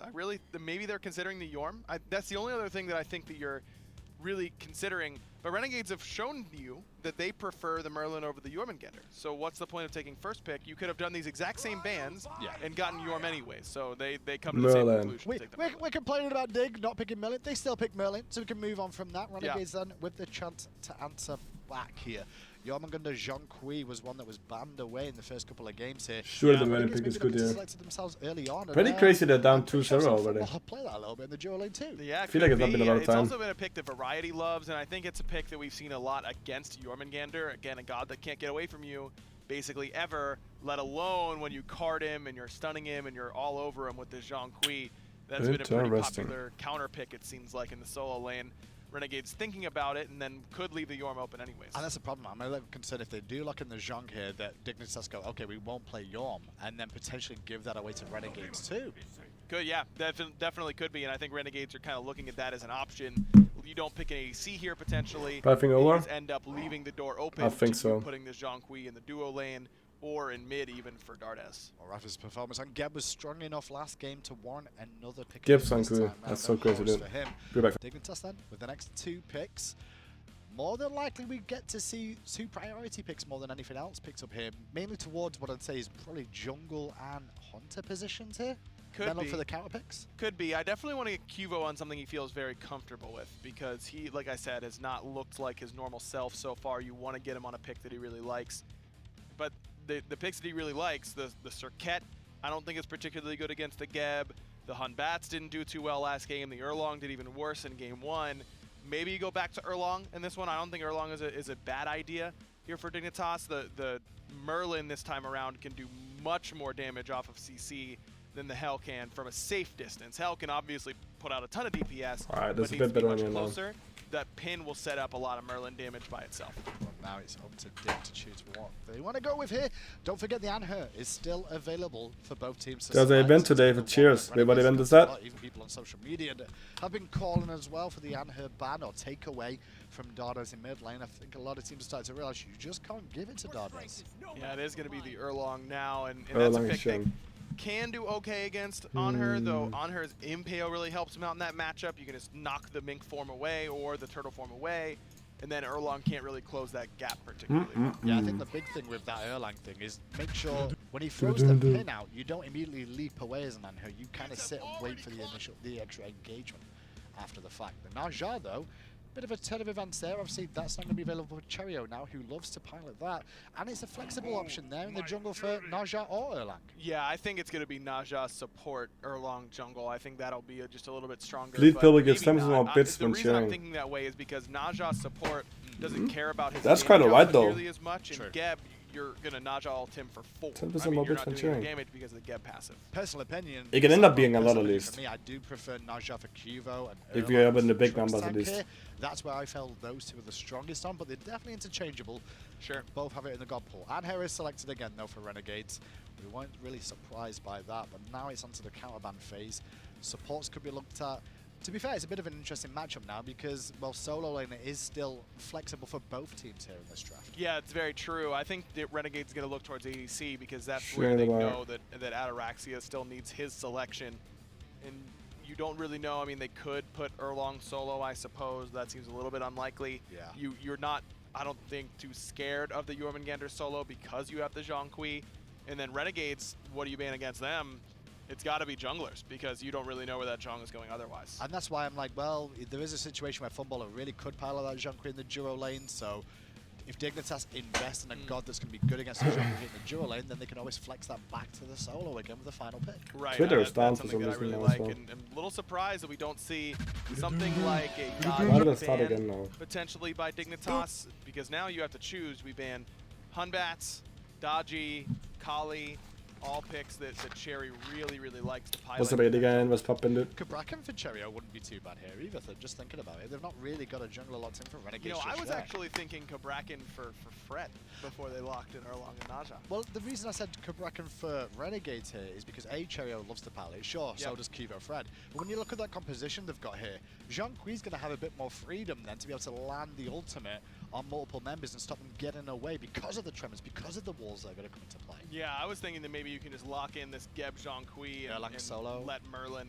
kind of go to town exactly with his long-range AoE, but seems a bit unlikely from this position. I think that Erlong is almost guaranteed to go into the jungle, and if it isn't the Erlong, then it's going to be the Naja. You called the Dodgy band there from Dignitas, and there it is, taking that one away from Cherio.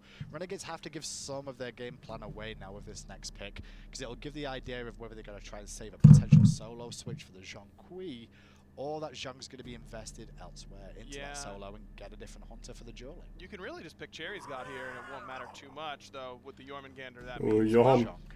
I did watch Cherio stream the other night, and he was playing Yorm jungle. That's all I'm going to say. I don't think I want to add to anything to that. I don't want to speak after that. I don't like the idea of Yorm jungle. It's as bad as Yorm mid for me. Yorm mid's won a lot of games.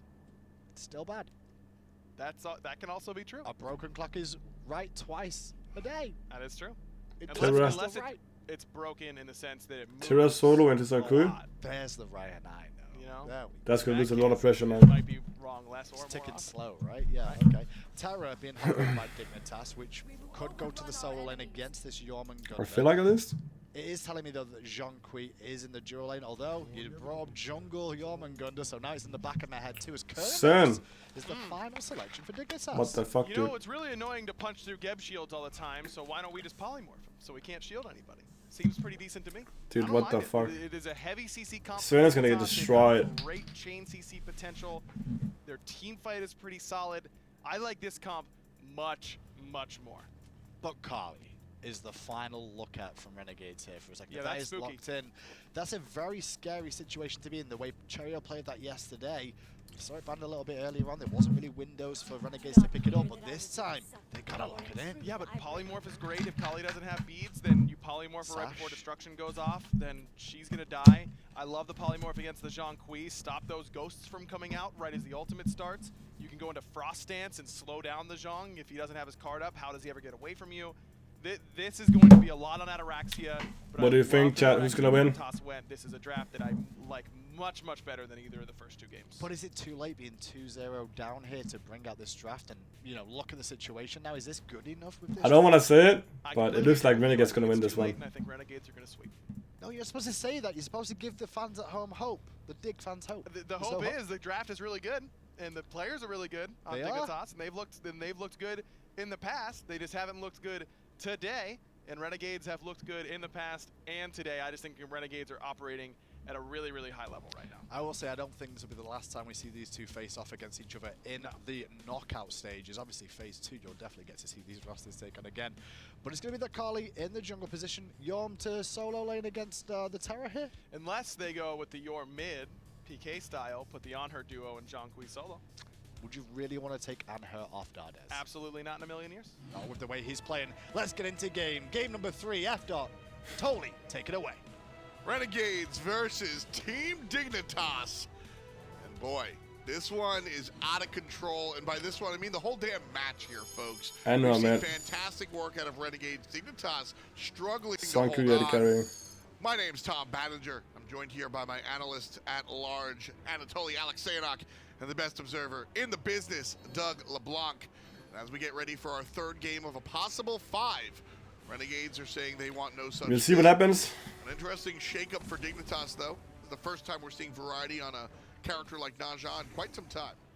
I think they're desperate. Honestly, this is What's up, Biscuit? What's good, man? trying to throw a curveball at Renegades, which is not really a good spot to be mentally when Let's see what they can do. 0-2 to pull this kind of tactic out of your sleeve. And honestly, I think Renegades got everything they wanted. Also that, I mean, one, you're trying to throw curveballs at a curveball pitcher that is Renegades. This is awesome. Football and Nate. They know what's going on here. You know what it is. And we'll get back to our regularly scheduled violence in the long lane. But watching Renegades, like you said, Dignitas going for their kind of... Oh my god, Kyle stole it. Cherio got that? Yeah, he got that with the lash. Nika is going to go pick that up. Ain't no thing. Wow. That is so frustrating because last game he did that on the Naja. That right there, that's how this set has gone. Just, oops, secured it. Oops. Cherry won't let the blue buff go. Got the fire drive. Dignitas are putting themselves in the correct positions to make these plays. They're just not doing it mechanically. They're not executing. Dude, I don't understand correctly. And it's a final that tomorrow, best of 5. The odds of Dignitas securing it is like 80-20, maybe 70-30 there. But still, Renegades just able to get a better end of it all. You were saying earlier, we both were saying earlier, you know, we're watching the picks and bans, and I go, I get my water, I sit down. Kilo Fred gets knocked away by Raffer. I don't think there's any real threat, nobody to follow up. And, you know, I sit down and see the Kali lock in. I'm not sure, man. Need to remove the cam as well. Blind pick? This is everything Renegades really want. Dardes and Funball have their on her and insert Weird Mage here. Raffer on the Geb looked great. Cherio, late game carrying Kali. This is, and then Nika on the Yorm again from game number 1. This is kind of everything they could have asked for. Which is, by the way, the Jormungandr picked after the second. What do you think, chat? Yep. I definitely think Renegades right now is so afraid of Nika's Osiris. looking strong. They must have been watching that PK set where Nika solo Deathwalker twice. And they were like, no, we don't want any part of that. Because giving up Yorm in games 1 and 3 was a little questionable now. In at least game 3, maybe not necessarily game number 1. Oh, I see you're getting fun ball low. I do like the Daji ban. I think Daji does late game damage as well as demands beads to be burned. So I like that ban as well. Well, something that I'm seeing is an identity shift from Renegades. They're relying on Cherio to be the hard carry in this MSI tournament. Between the Kali, between the Bakasura, even the Najah, the way he built it wasn't necessarily hard carry, but this is the result of scrimming against Splice. Renegades are able to flex so many different strategies against a composition of Aurora and company. They're also experimenting a lot. So Renegades are trying to go for this mage ADC lane, Cherio being the hard carry, where we know that he's usually playing the setup. The Athenas, the Kabrakans, and now he switched it up entirely. Trick Tank. I think Trick Tank just body blocked Variety away from catching up to Nika there. Oh, unfortunate. With the monolith. Unlucky. That's the way this set has gone for Dignitas. Not sure if that would have been a kill in any way. I don't think it would have, but just, you know, just like the Kali Lash. Funball gonna full invest on the Kilo Fred with the level 5 ultimate. Fred only level 3. Knock up the ghosts, the exorcism. It's good. Renegades first on the board at 335. Holy macaroni. That's Renegades win. Does hit 5. There's a dash after the beads, and Raffer won't be able to find much more after the fact. But the purple buff invade successful for Renegades. And a nice look one more time for the team. Up 2-0. This time around, it was somebody other than Cherio getting the first blood. Being on to Funballer. Not a bad look for a Jean. I watched a lot of your SPL games because of weekend, so things didn't end up very guys for it, but I hope things are going good without G. Yeah, I mean, it was a bit of a risk, right? Fantastic body blocks. Just setting the screen, man. But sometimes you gotta take risks, right? And it's not like at least my career didn't end at that point, so that was a bit lucky. I love the patience, by the way, from Funballer not using those beads, knowing that the Geb shield was. Yeah, I hope we can come back second phase. Earlier about the identity shift from Renegades, and I love this option, or I love that conversation because I really think it revolves around Cherio. I mean, if Sankui didn't hit 5, there's no way he could kill him. Thing. But Cherio has this but surely was risky to free in. Always had these late game carries, and what we see out of Renegades is if Cherio isn't the hot hand that he is today, they can fall back to that old school playstyle and lean more on the Funball and the Dardas and Raffer. It's very troll that he just played Enhu 3 games in a row. The warrior choice like the Achilles and the Horuses. But when Cherio's able to perform like he has today, Raffer can sit back on the Geb and just play defensively. And having that flexibility around the player that Cherio is, I think is really important for Renegades' success. Normally, I'm the person to bring out a lot of technicalities as to the little nuances, and I don't think that that's the reason why Renegades are making these decisions. I think it's as simple as Funballer wants to play a mage, and Dardas just wants to play a hunter, and they're revolving around those two backliners to see how they can make it work. It certainly has been. He missed ring toss on the totem. To the long lane becoming largely solo. You're seeing the mages come out. That too. You're seeing the mages come out and able to sort of use this. I used to talk about solo lane as sort of a kiln where you put your character in and watch him grow. Trick's tank, watch him shrink. Great ultimate though from the carry. Doesn't matter. Funball tanks, he will die for it. But he looked cool doing it. Cherio, low. First the ultimate. And a 1-for-1 exchange. Was that too cocky? I'm not sure. But a kill a bit to him. And Renegades maintain the lead, 1,500. Maybe a hair short. Definitely feeling themselves a little bit much. Kivo Fred. Bleed purple 100, bleed purple 100, bleed purple 100, bleed purple 100, bleed purple 100, bonus 50 biddy. Biddy biddy. Too aggressive. It's not. Thank you, Kelly, for the 550 bits. We appreciate that. Biddy biddy. Oh my god, I did not. Cherio's no ultimate. But doesn't have the ultimate, and this is going to be scary. Go, go, go, go, go!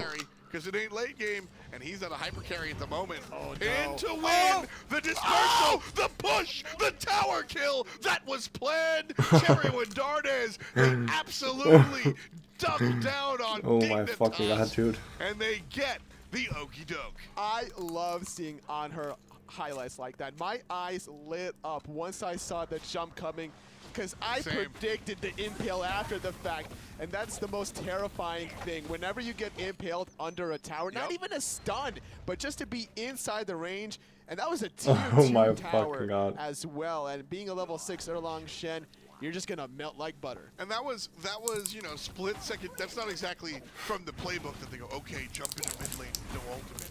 But that's Cherio on the run going, hey, they're following me under the tower, and Darda's going, don't run, stand still, I'm gonna jump.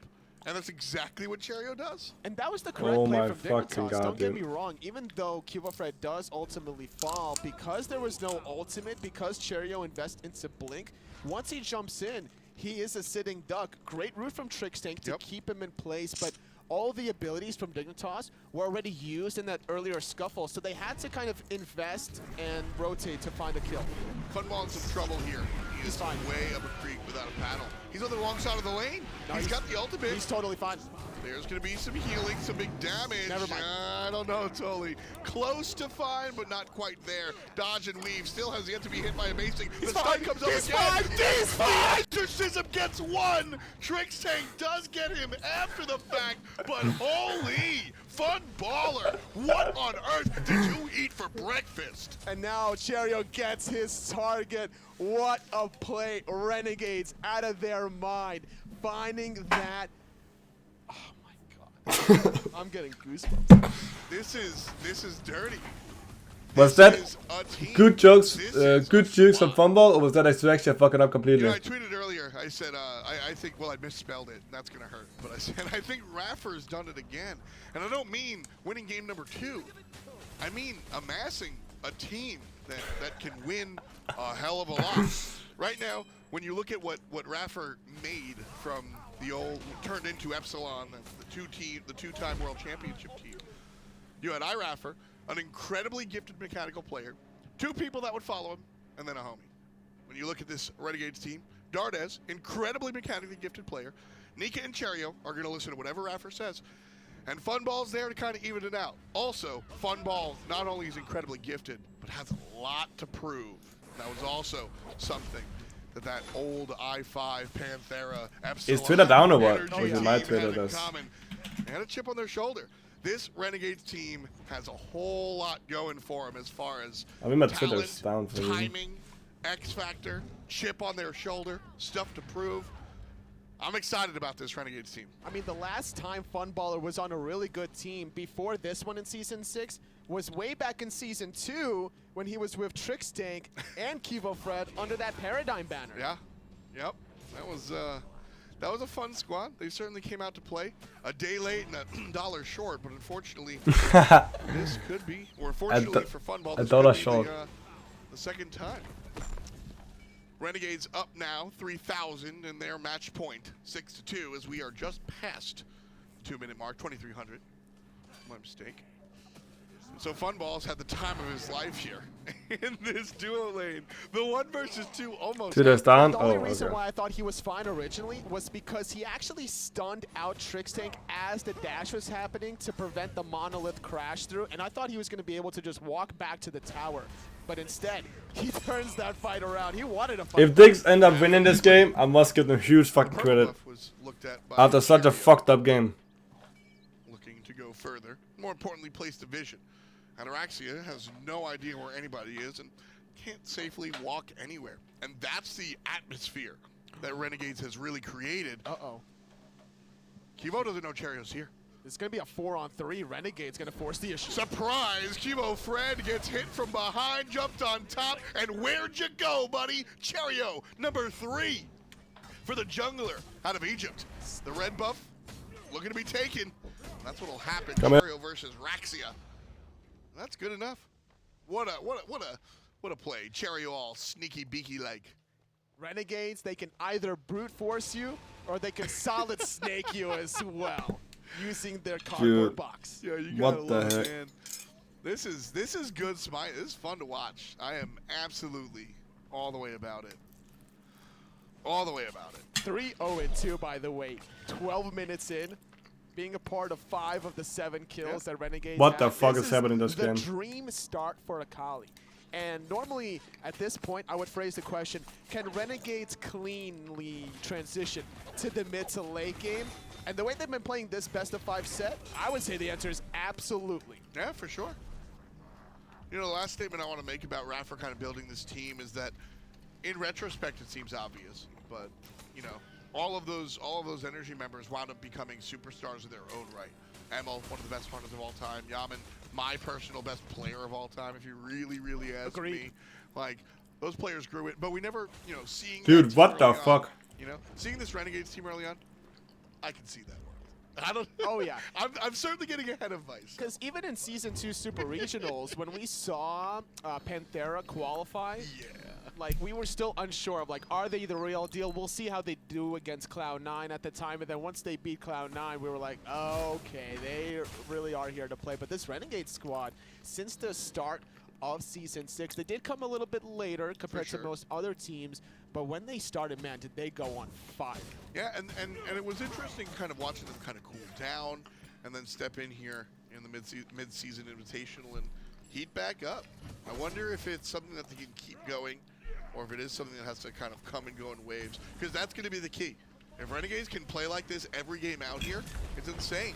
Buff timing on lock. Red buff again to Renegades. Tricks Tank looking to fall for the first time this game. The third time by mistake. Fun ball. The dot does it. Nika diving on top of Araxia. They can't do shit. I mean, that's GG. Already done, boys. No need to try to overextend that time around. I think they're going to be looking exactly for that objective, F. Dot. Yeah, there it is, the Gold Fury. And again, Nika's ultimate already on cooldown, so that could be looked at as a bad thing to defend this Gold Fury. But Dignitas know that there's just nothing they can do right there in that moment. And the Fury taking it 14 minutes, shoves the lead up 42-42. I mean, even if Dignitas show up in 4-on-5, who is stealing that objective from this draft of Dignitas? They don't have burst damage. They have more, like, damage over time from Whirlwind, a little bit of burst damage from Cuba Fred, but he has to get up close and personal, and he's only at level 12 without a secondary relic. It would be I'm not sure, man. A very risky task. In games like this for Dignitas, it's been variety that's taken them out of holes before with respect to the different. I mean, they're only what 4K behind. Like, it's usually variety, but the team comp wise is just gonna be so fucking hard. I love to watch these guys play during the regular season. This is not something that they're new to. That Araxia narrowly escapes death with the beads, and so variety on this Naja, Runic Shield, Blackthorn Hammer could do some carrying. Need to see it kind of soon. Slow down. As Dignitas start to chase Cherio, Dardas with a perfect pillar, and I'll still hope Dig is gonna end up winning. Whether it's using the pillar to set up a kill onto Ataraxia or peel for his teammates, I think mechanically Dardas can be considered maybe top 5 mechanical player currently. He's certainly been impressive. Funball avoids the stun. It's 1 versus 3, but used to being outnumbered. Beans are chased out. There's a problem. Funball activates the ultimate, and here comes Ataraxia's great placement. And this is Dignitas biting back. Ataraxia with 1, and another goes down. And Dignitas unfortunately don't have a goal to turn to.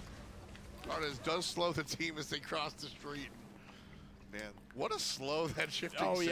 It is very obnoxious. I think it's like 30% at that rank variety. Stuns the wrong player. And there's the knockup from Raffer. Already low, blinks away. That's a team fight ultimate. That's a team fight ultimate. Dardas takes down Ataraxia. Raffer playing frontliner. Love the position. And Nika blowing up the team. 1 for the money, 2 for the show. Dardas already been done going. Middle lane. It's gonna be so hard winning this game. As well. And Renegades once more make it pop. Let me remind the folks at home that Renegades just won that fight in a 3-on-5. And Cubo Fred almost dies as well. Oh my god. A lot of that came down to just focusing the wrong player. Variety, stunning out Nika, full health. I think Trixtang has been playing quite well. Like, even though they're losing, I think Trix is the only one who's playing like somewhat decent. But again, they lost blue buff early game, so it's kind of also a mistake of his that they're losing. Was just a sitting duck. That's the problem with Kurnanos. He's just too easy to take out without any CC in his kit. So with no beats, no life. Well, I love the Kurnanos selection here from Dignitas, keeping in mind that Herwin doesn't have a team fight. No, not this again. Obviously, Merlin has other things, but that wild hunt changes it. Funball 1 versus 2, not as happy as he was earlier on. Brings both players down to half. That is worth something, but not worth enough. Takes a little bit of time to receive the healing from Exorcism. Yeah. If he gets that off from those two players, Raffer was right around the corner. He could have probably shielded him if he got the healing and could escape, but too little, too late. Funballer, too frisky. He's in the tier 1 tower line, or right outside the tier 1 tower line at 17.5 minutes. I don't think that's the play. Goldfury is about to respawn. I got to agree there. You know, if he had like Fist of the Gods, he might have been able to do it. Shout out to Fist of the Gods. Double stun. Yeah, Nemesis. I remember it was like, it was Frostiak and Shadow Nightmare that really portrayed its effectiveness. Old school season 2 Dignitas, I think, where Shadow Nightmare played the Raw. And it was the Raw and the Kukulkan. Fist of the Gods was an old active that would give you any character a 1-second stun. And they were able to, off the 1 second, just Kukulkan ult, Ra ult, over and over. Frostiak would pick It Doesn't Matter because every character could buy a stun. No longer in the game, thankfully. But I'll tell you who is in this game. Renegades. 4,000 gold up, give or take. And they're just looking for a fight. I mean, this is fucking crazy. Got that friend that you go out with. It's just like, I'm so mad. They're just looking for a fight at the bar. Renegades right now, they're taking people's reds right in front of them. Dignitas are staring into the jungle, and Renegades are like, do it. Please do it. Ataraxia, do it, homie. All my friends are in the jungle. Renegades grouped up as 5, waiting for an opportunity to break down the Oni Fury, I think. Certainly looking for a fight first. I think you have some aggressive friends there, Tom, because I don't know anybody that's looking to fight when they go out with me to the bar. I don't see it didn't just win. I don't hang out with Taco enough. True. Well, she's always at home watching anime. Renegades trying to be their own hero right here. 25% on the Oni, and yeah.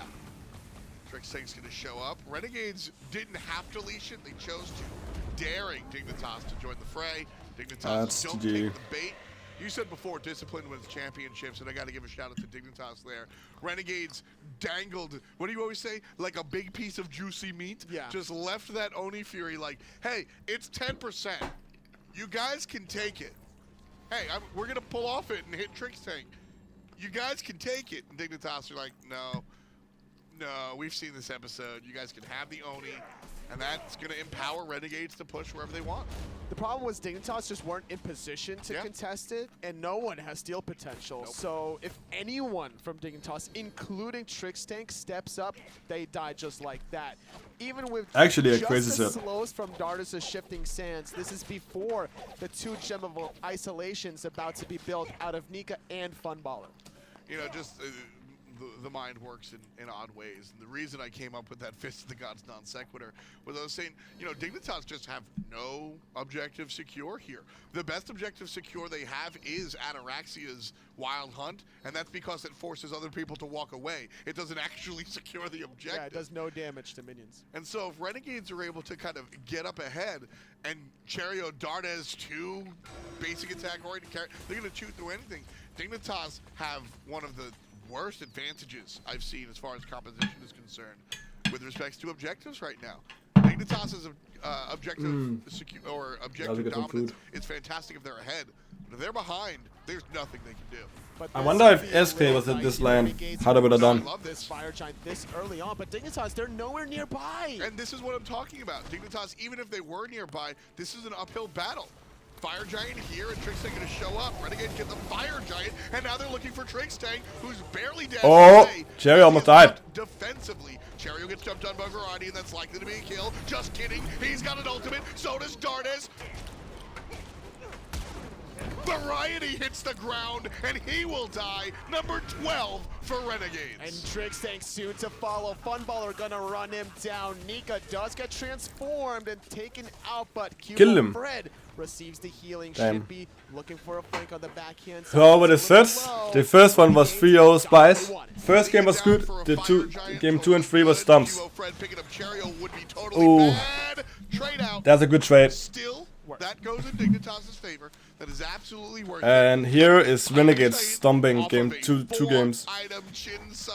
Almost 3 games in a row. A requirement, I would say, for that fight.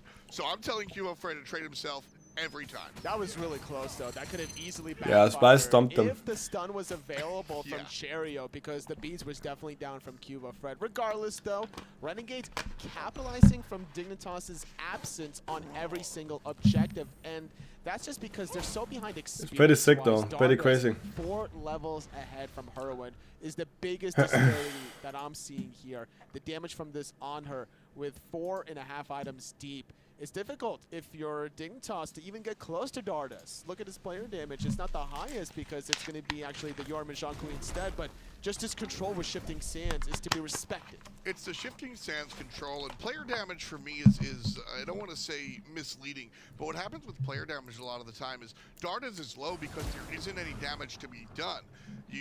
You've got the ultimates from Funball and Nico who are largely bringing everybody from 100 down to, let's say, and there actually does a lot of DPS on Sun though. Needs to do ult a guy and he dies. Yep. Impale basic and he dies. And so Dardes isn't doing all the damage, but the relevant damage is coming out 4-0-3 for the French mid laner. You gotta love what Renegades is doing. Certainly, and already yet again capitalizing. Renegades are smacking. That was Nika on the left. Fred honestly has not played that well one tower, expecting these games. To maybe concede the middle tower. Same with her event. Eventually. And her event's build is kind of weird, but I can understand that. They're against a healthy team. They need him to finish that Obsidian Shard before this next fight. Heroin's the saving grace here for Dignitas. I mentioned before how usually in this situation we see that come out of Variety. I still think Variety can do it. I love the Shifter Shield purchase, by the way, as he goes into the Oni Hunter's Garb. This is Variety identifying that he has to do some of the heavy lifting. Ataraxia is 4-2-2, and certainly, you know, putting up some respectable numbers. He's number 2 on the player damage for his team, but Variety knows he's going to have to contribute damage if this is how the squad is, if the squad is going to win the game. So I like the hybrid build for Variety, specifically for the choice of character that he brings. Will it be enough? Boom. Also, the runic shell is so How's your day been, Ren? Effectiveness of this Yorm Jean-Couy combination. I like that item. We talked about it earlier as the damage, not only from Variety is respectable, but now that Heroin has completed the Obsidian Shard, there is some defensive options, but not if Cuba Fred is in the mid lane. Although, to be fair, Cherio split pushing the map, making it a 4-1 split. Left side tower. This is a toe in the water from Dignitas. They'll clear the wave if they can do it safely. They'll throw some basic attacks. But Dignitas is unlikely to really engage here. With the dinner. Who do you go to dinner with? Ooh. A quarter fight. Dinner. Too far, and Raffer's going to try and catch him. Tier 2 tower. Here's Gelato. Gelato is pretty popular in Italy, yeah? I love the fact that Ataraxia was forced to use the beads there as Nika casually picking up the red buff that I believe Cherio got earlier on. And that was the difference between a 4-on-4 versus a 5-on-5. I think Dignitas was going to defend that, knowing that Cherio wasn't there, but the Kali can play too much of a cleanup that you don't want to give Renegades that opportunity. But then they kind of like feign like they were going to defend anyway, allowing Raffer to get a great setup. Well, that's exactly what I was saying. Dignitas with a toe in the water, they're like, Gelato in EU or NA. Ooh. Security theory, right? And Raffer goes, all right then, all right. If you're gonna bluff, I'm gonna call that bluff. And why is Twitter down, man? The whole thing, right? So Raffer is just like, Dignitas aren't expecting Raffer to blow everything, and he does anyway. Hey! Great CC chain out of Dignitas as the Fire Giant is about to spawn. Perfect timing for Team Dignitas. That's how you get yourself back into the game. Who's stunned? Jormungandr, I'm telling you, Variety is the guy to bring Dignitas back into the action. Right in front of the team, the squad takes a tier 1. Nika died. I mean, 7 million is a lot of DPS. That is a bad look. That is the zone potential for Renegades. Looking like a tier 2 potentially after the fact. Raffer does have ultimate, but doesn't have his blink for 23 seconds. So that was from the bluff that he That's called. right. The tier 2 tower will probably go down. I don't think Renegades will. Okay, they are going to try to show some pressure. Go before he spawns. All the way on the backside. Funball just now gets vision. Cherio's going to jump up and down. He almost one-shot him or what? The minions. He almost one-shot Hurman or what? And Renegades successfully defend their tier 2, despite the fact that Variety goes around. That's Dignitas calling him off. They choose not to go for that tier 2. Do you like that call?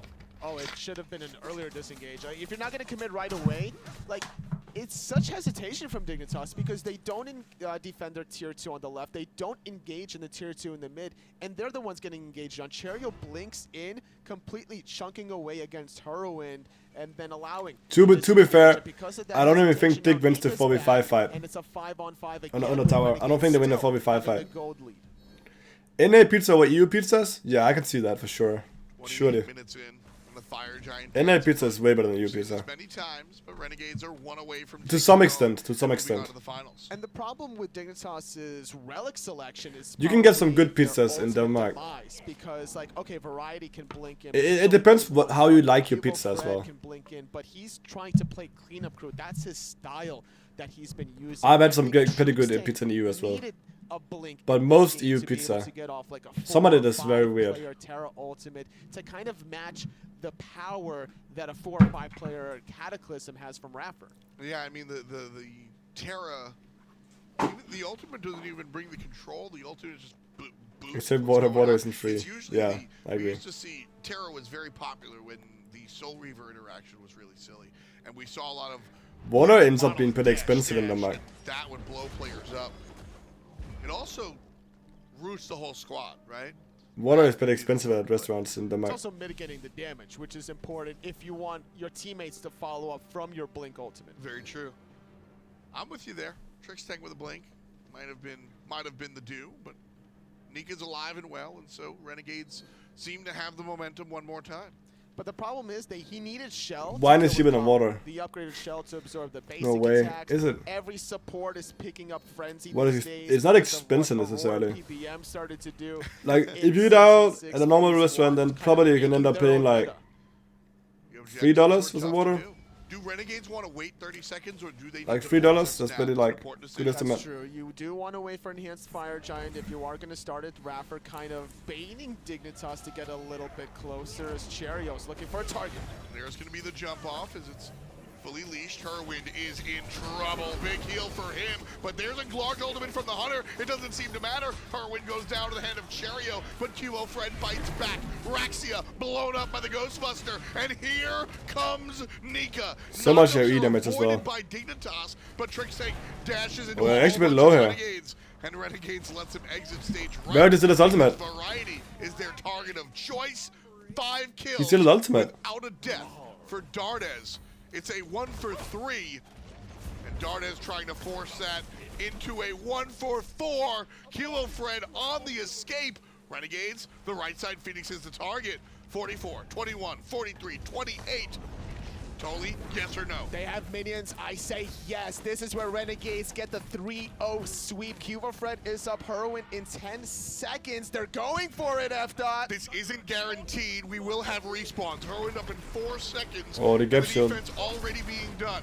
60% on the Titans so far. There's the halfway mark. Cuba Fred in the ground. 25%. Funball gets another kill. The Renegades in 3 easy games are going to the finals. Where they Holy face fuck. off against Splice, their scrim partners. What a dominating performance from the Renegades up against Dignitas that had such a great showing in the online portion, going 7-2, but their last 2 sets, F.A.Q, they lost both of them up against Renegades and then up against Holy shit. The black and yellow squad seem to be cursed at LAN.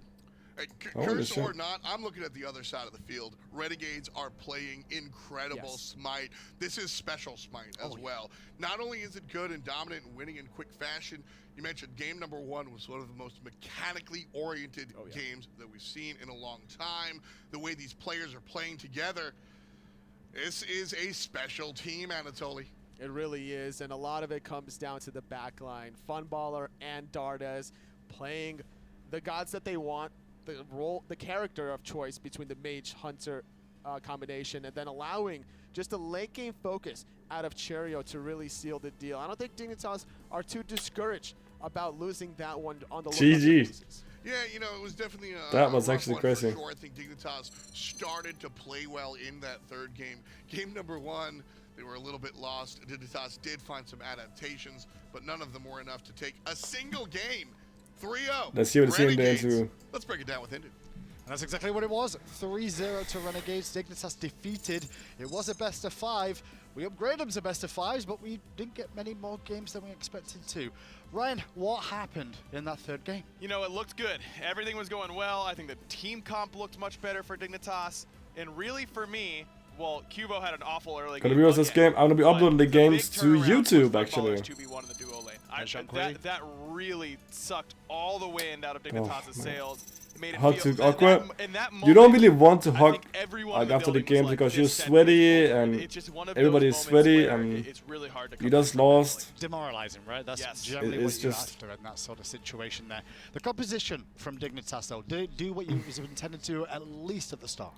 Yes, well, at least the mid-game, I should say. Yeah, I mean, Variety only does 9k damage on I would have Nisha. preferred to see tricks on it on the Naja instead. This was the play that I'm talking about. I mean, Funball's moving quite a bit, but he's not getting hit really at all. This is an insane play from Funballer, no doubt about it. But that he ultimately dies, but so does Trix Tank. Ataraxia was really upset after that, and for good reason. That's a tough one to let go. And then you still got more Dardes and her plays to cut your teeth on, so to speak. He's been doing that consistently throughout this whole tournament. I'm not sure if he's going to get a chance tomorrow when they now have to go and face off against Splice in the finals. Yeah, I'm sure Splice is going to be looking at that and saying, we don't think we should let him have it. It's just a little bit too what do you guys think of the set today? That was fucking crazy. He dies for it, but that's the Kali way. I'm choosing one person. That's fucking crazy. You are dying, no matter what. And if I get my huge heal, then you're all dying. And it wasn't his target, but it just sets Dignitas at such a disadvantage state. They all have to clump up. They all have to try and peel for hurry. And there's really not a whole lot you can do unless you're going to disarm him or polymorph him, but he still had beads. Just the CC didn't come through in time. There was a lot of people as well talking about how they fancy Splice for this tournament overall.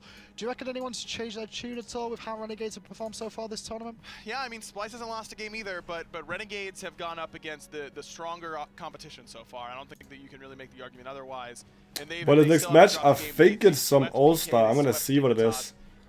I'm not sure if I want to watch it, but I mean, either team could certainly win. I think Splice has looked great, but how do you not ride this wave of Renegades? Well, let's go find out how Renegades are feeling about their performance today and how they're looking forward to the finals tomorrow. Thank you, Hindu. I'm joined by Cherio and Funballer. First off, congratulations on your very dominating win over Dignitas. You will now face off against Splice. It felt like every single game you guys got what you wanted in the draft. Is there something you could have done better in the draft, or was that perfect for you? I think the draft was pretty much how we wanted. Maybe did some mistakes in one of the drafts, but I think we're happy with our comp every single game. The performance, you guys know how well you played. Let's get into the nitty-gritty. I want your mindset, Funball. You're playing Zhonghui. You get ganked on the left side by 2 players. You do die, but you almost finish them off. What are you doing? What are you thinking in that moment? I'm thinking, holy mushki, man! If I had red buff instead of Dardes, like I would have got I would have got 2 kills. I mean, you can't gank a Zhonghui and hope to survive, you know, like. So yeah. And now you guys are facing off against Splice, your scrim partners. What kind of mind games are we going to be seeing from you two? I think it will be very interesting picks and bans. Maybe you'll see stuff that isn't usually prioritized being picked really early. I did think they were the favorites to win MSI. Like if we faced them in the finals, like I thought they would come out on top from the upper bracket because we scrimmed them pretty much almost every day. So I'm not surprised they made it to the finals, and should be some fun games. I've been kind of running with this idea that, you know, it's a very talented team, but also you guys kind of get some extra juice because everybody's got a lot to prove. You know, Funball, you've got a storied history. Cherio, we know your deal. I've got the pleasure of kind of talking to you personally, Cherio. How much does this kind of success mean to you right now? It means a lot. Like, I never really, I always like didn't think it too good to be true to like, oh, get to a LAN finals or like be on a winning team for once, and I can't explain the feeling. Still, it doesn't feel real to me. I mean, he hasn't even won a LAN game yet, so to be honest, I kind of just want to. I would just want like Cherry, Nika, Dardes to actually win a a tourney, and obviously me and Raph have not won one in. I've not won one in like decades. Speaking of which, Funball, a question to you. It's like, how does it feel to now finally be on a winning team compared to your last 2 seasons? I mean, you know, I'm not gonna give any disrespect to the boys because they're all, you know, they're all chill and they're all boys. Lobster, my boy, and but it does feel nice to actually start winning again, and like I have so much freedom in this team to do what I want. Yeah. You guys confident about tomorrow? It's just gonna be scrims, isn't it? It will be it's a clown fiesta. Yeah, it's gonna be a clown fest, like Aurora and Cyclone. Like, I see you at scrims, man. There's gonna be some good games. Clown fiesta for sure. Dardes, or excuse me, Cherio and Funball. Yeah, that's who you two guys are. Congratulations on your games, Renegades. Good win. And there you have it from the tournament so far today. Very interesting endeavor. Renegades advance on to the finals to face against Splice. First thing to mention, though, the newer Olympus skins are available for you all at home. Doing these now because, well, the day went a little bit quicker than expected. Make sure you go and get your Discordia skin and your Mothman and Moose and Carb skin. But also, Chapter 2 of the Olympus is available. Complete all the quests in there, and you will actually get yourself the unlock of the Seraph Horror skin as well. So make sure you do those. Without further ado, let's have a little look at that bracket and see how this tournament has all played out.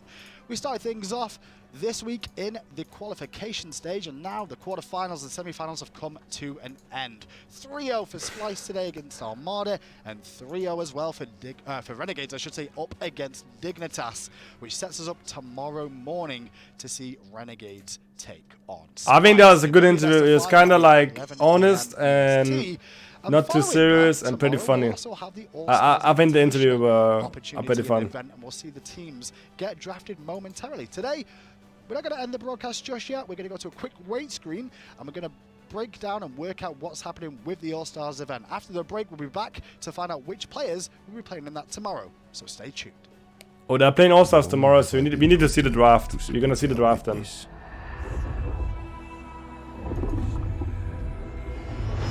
I am done watching.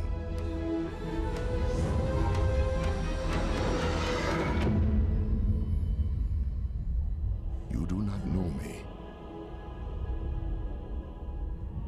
but you will. I am Oloran. I am Oloran. And I am your king. Who they have tomorrow for finals? I think Spice is gonna win. Yeah, I don't like it being sweeps, man, because it kind of adds like a bit. It adds a bit to it when it's back and forth. Man, I think it adds a lot to it when it's back and forth. It makes it way more interesting for viewers and. Hey, what's up, everybody? Aggro here. The SPL's in full swing, and it's so awesome to have everyone here and competing live on LAN. But you know what else is awesome? That we have fantasy esports for the Smite Pro League. The Fantasy Picks platform Prize Picks wants you to put your SPL knowledge to the test. If you're over the age of 18 and reside in an eligible US location, you can visit smitepicks.com to make your SPL viewing experience a little more thrilling. If you're eligible, what's going on? We're just waiting, man. Visit the Smite Picks website to see dude, Twitter is fucked up right now. That week and what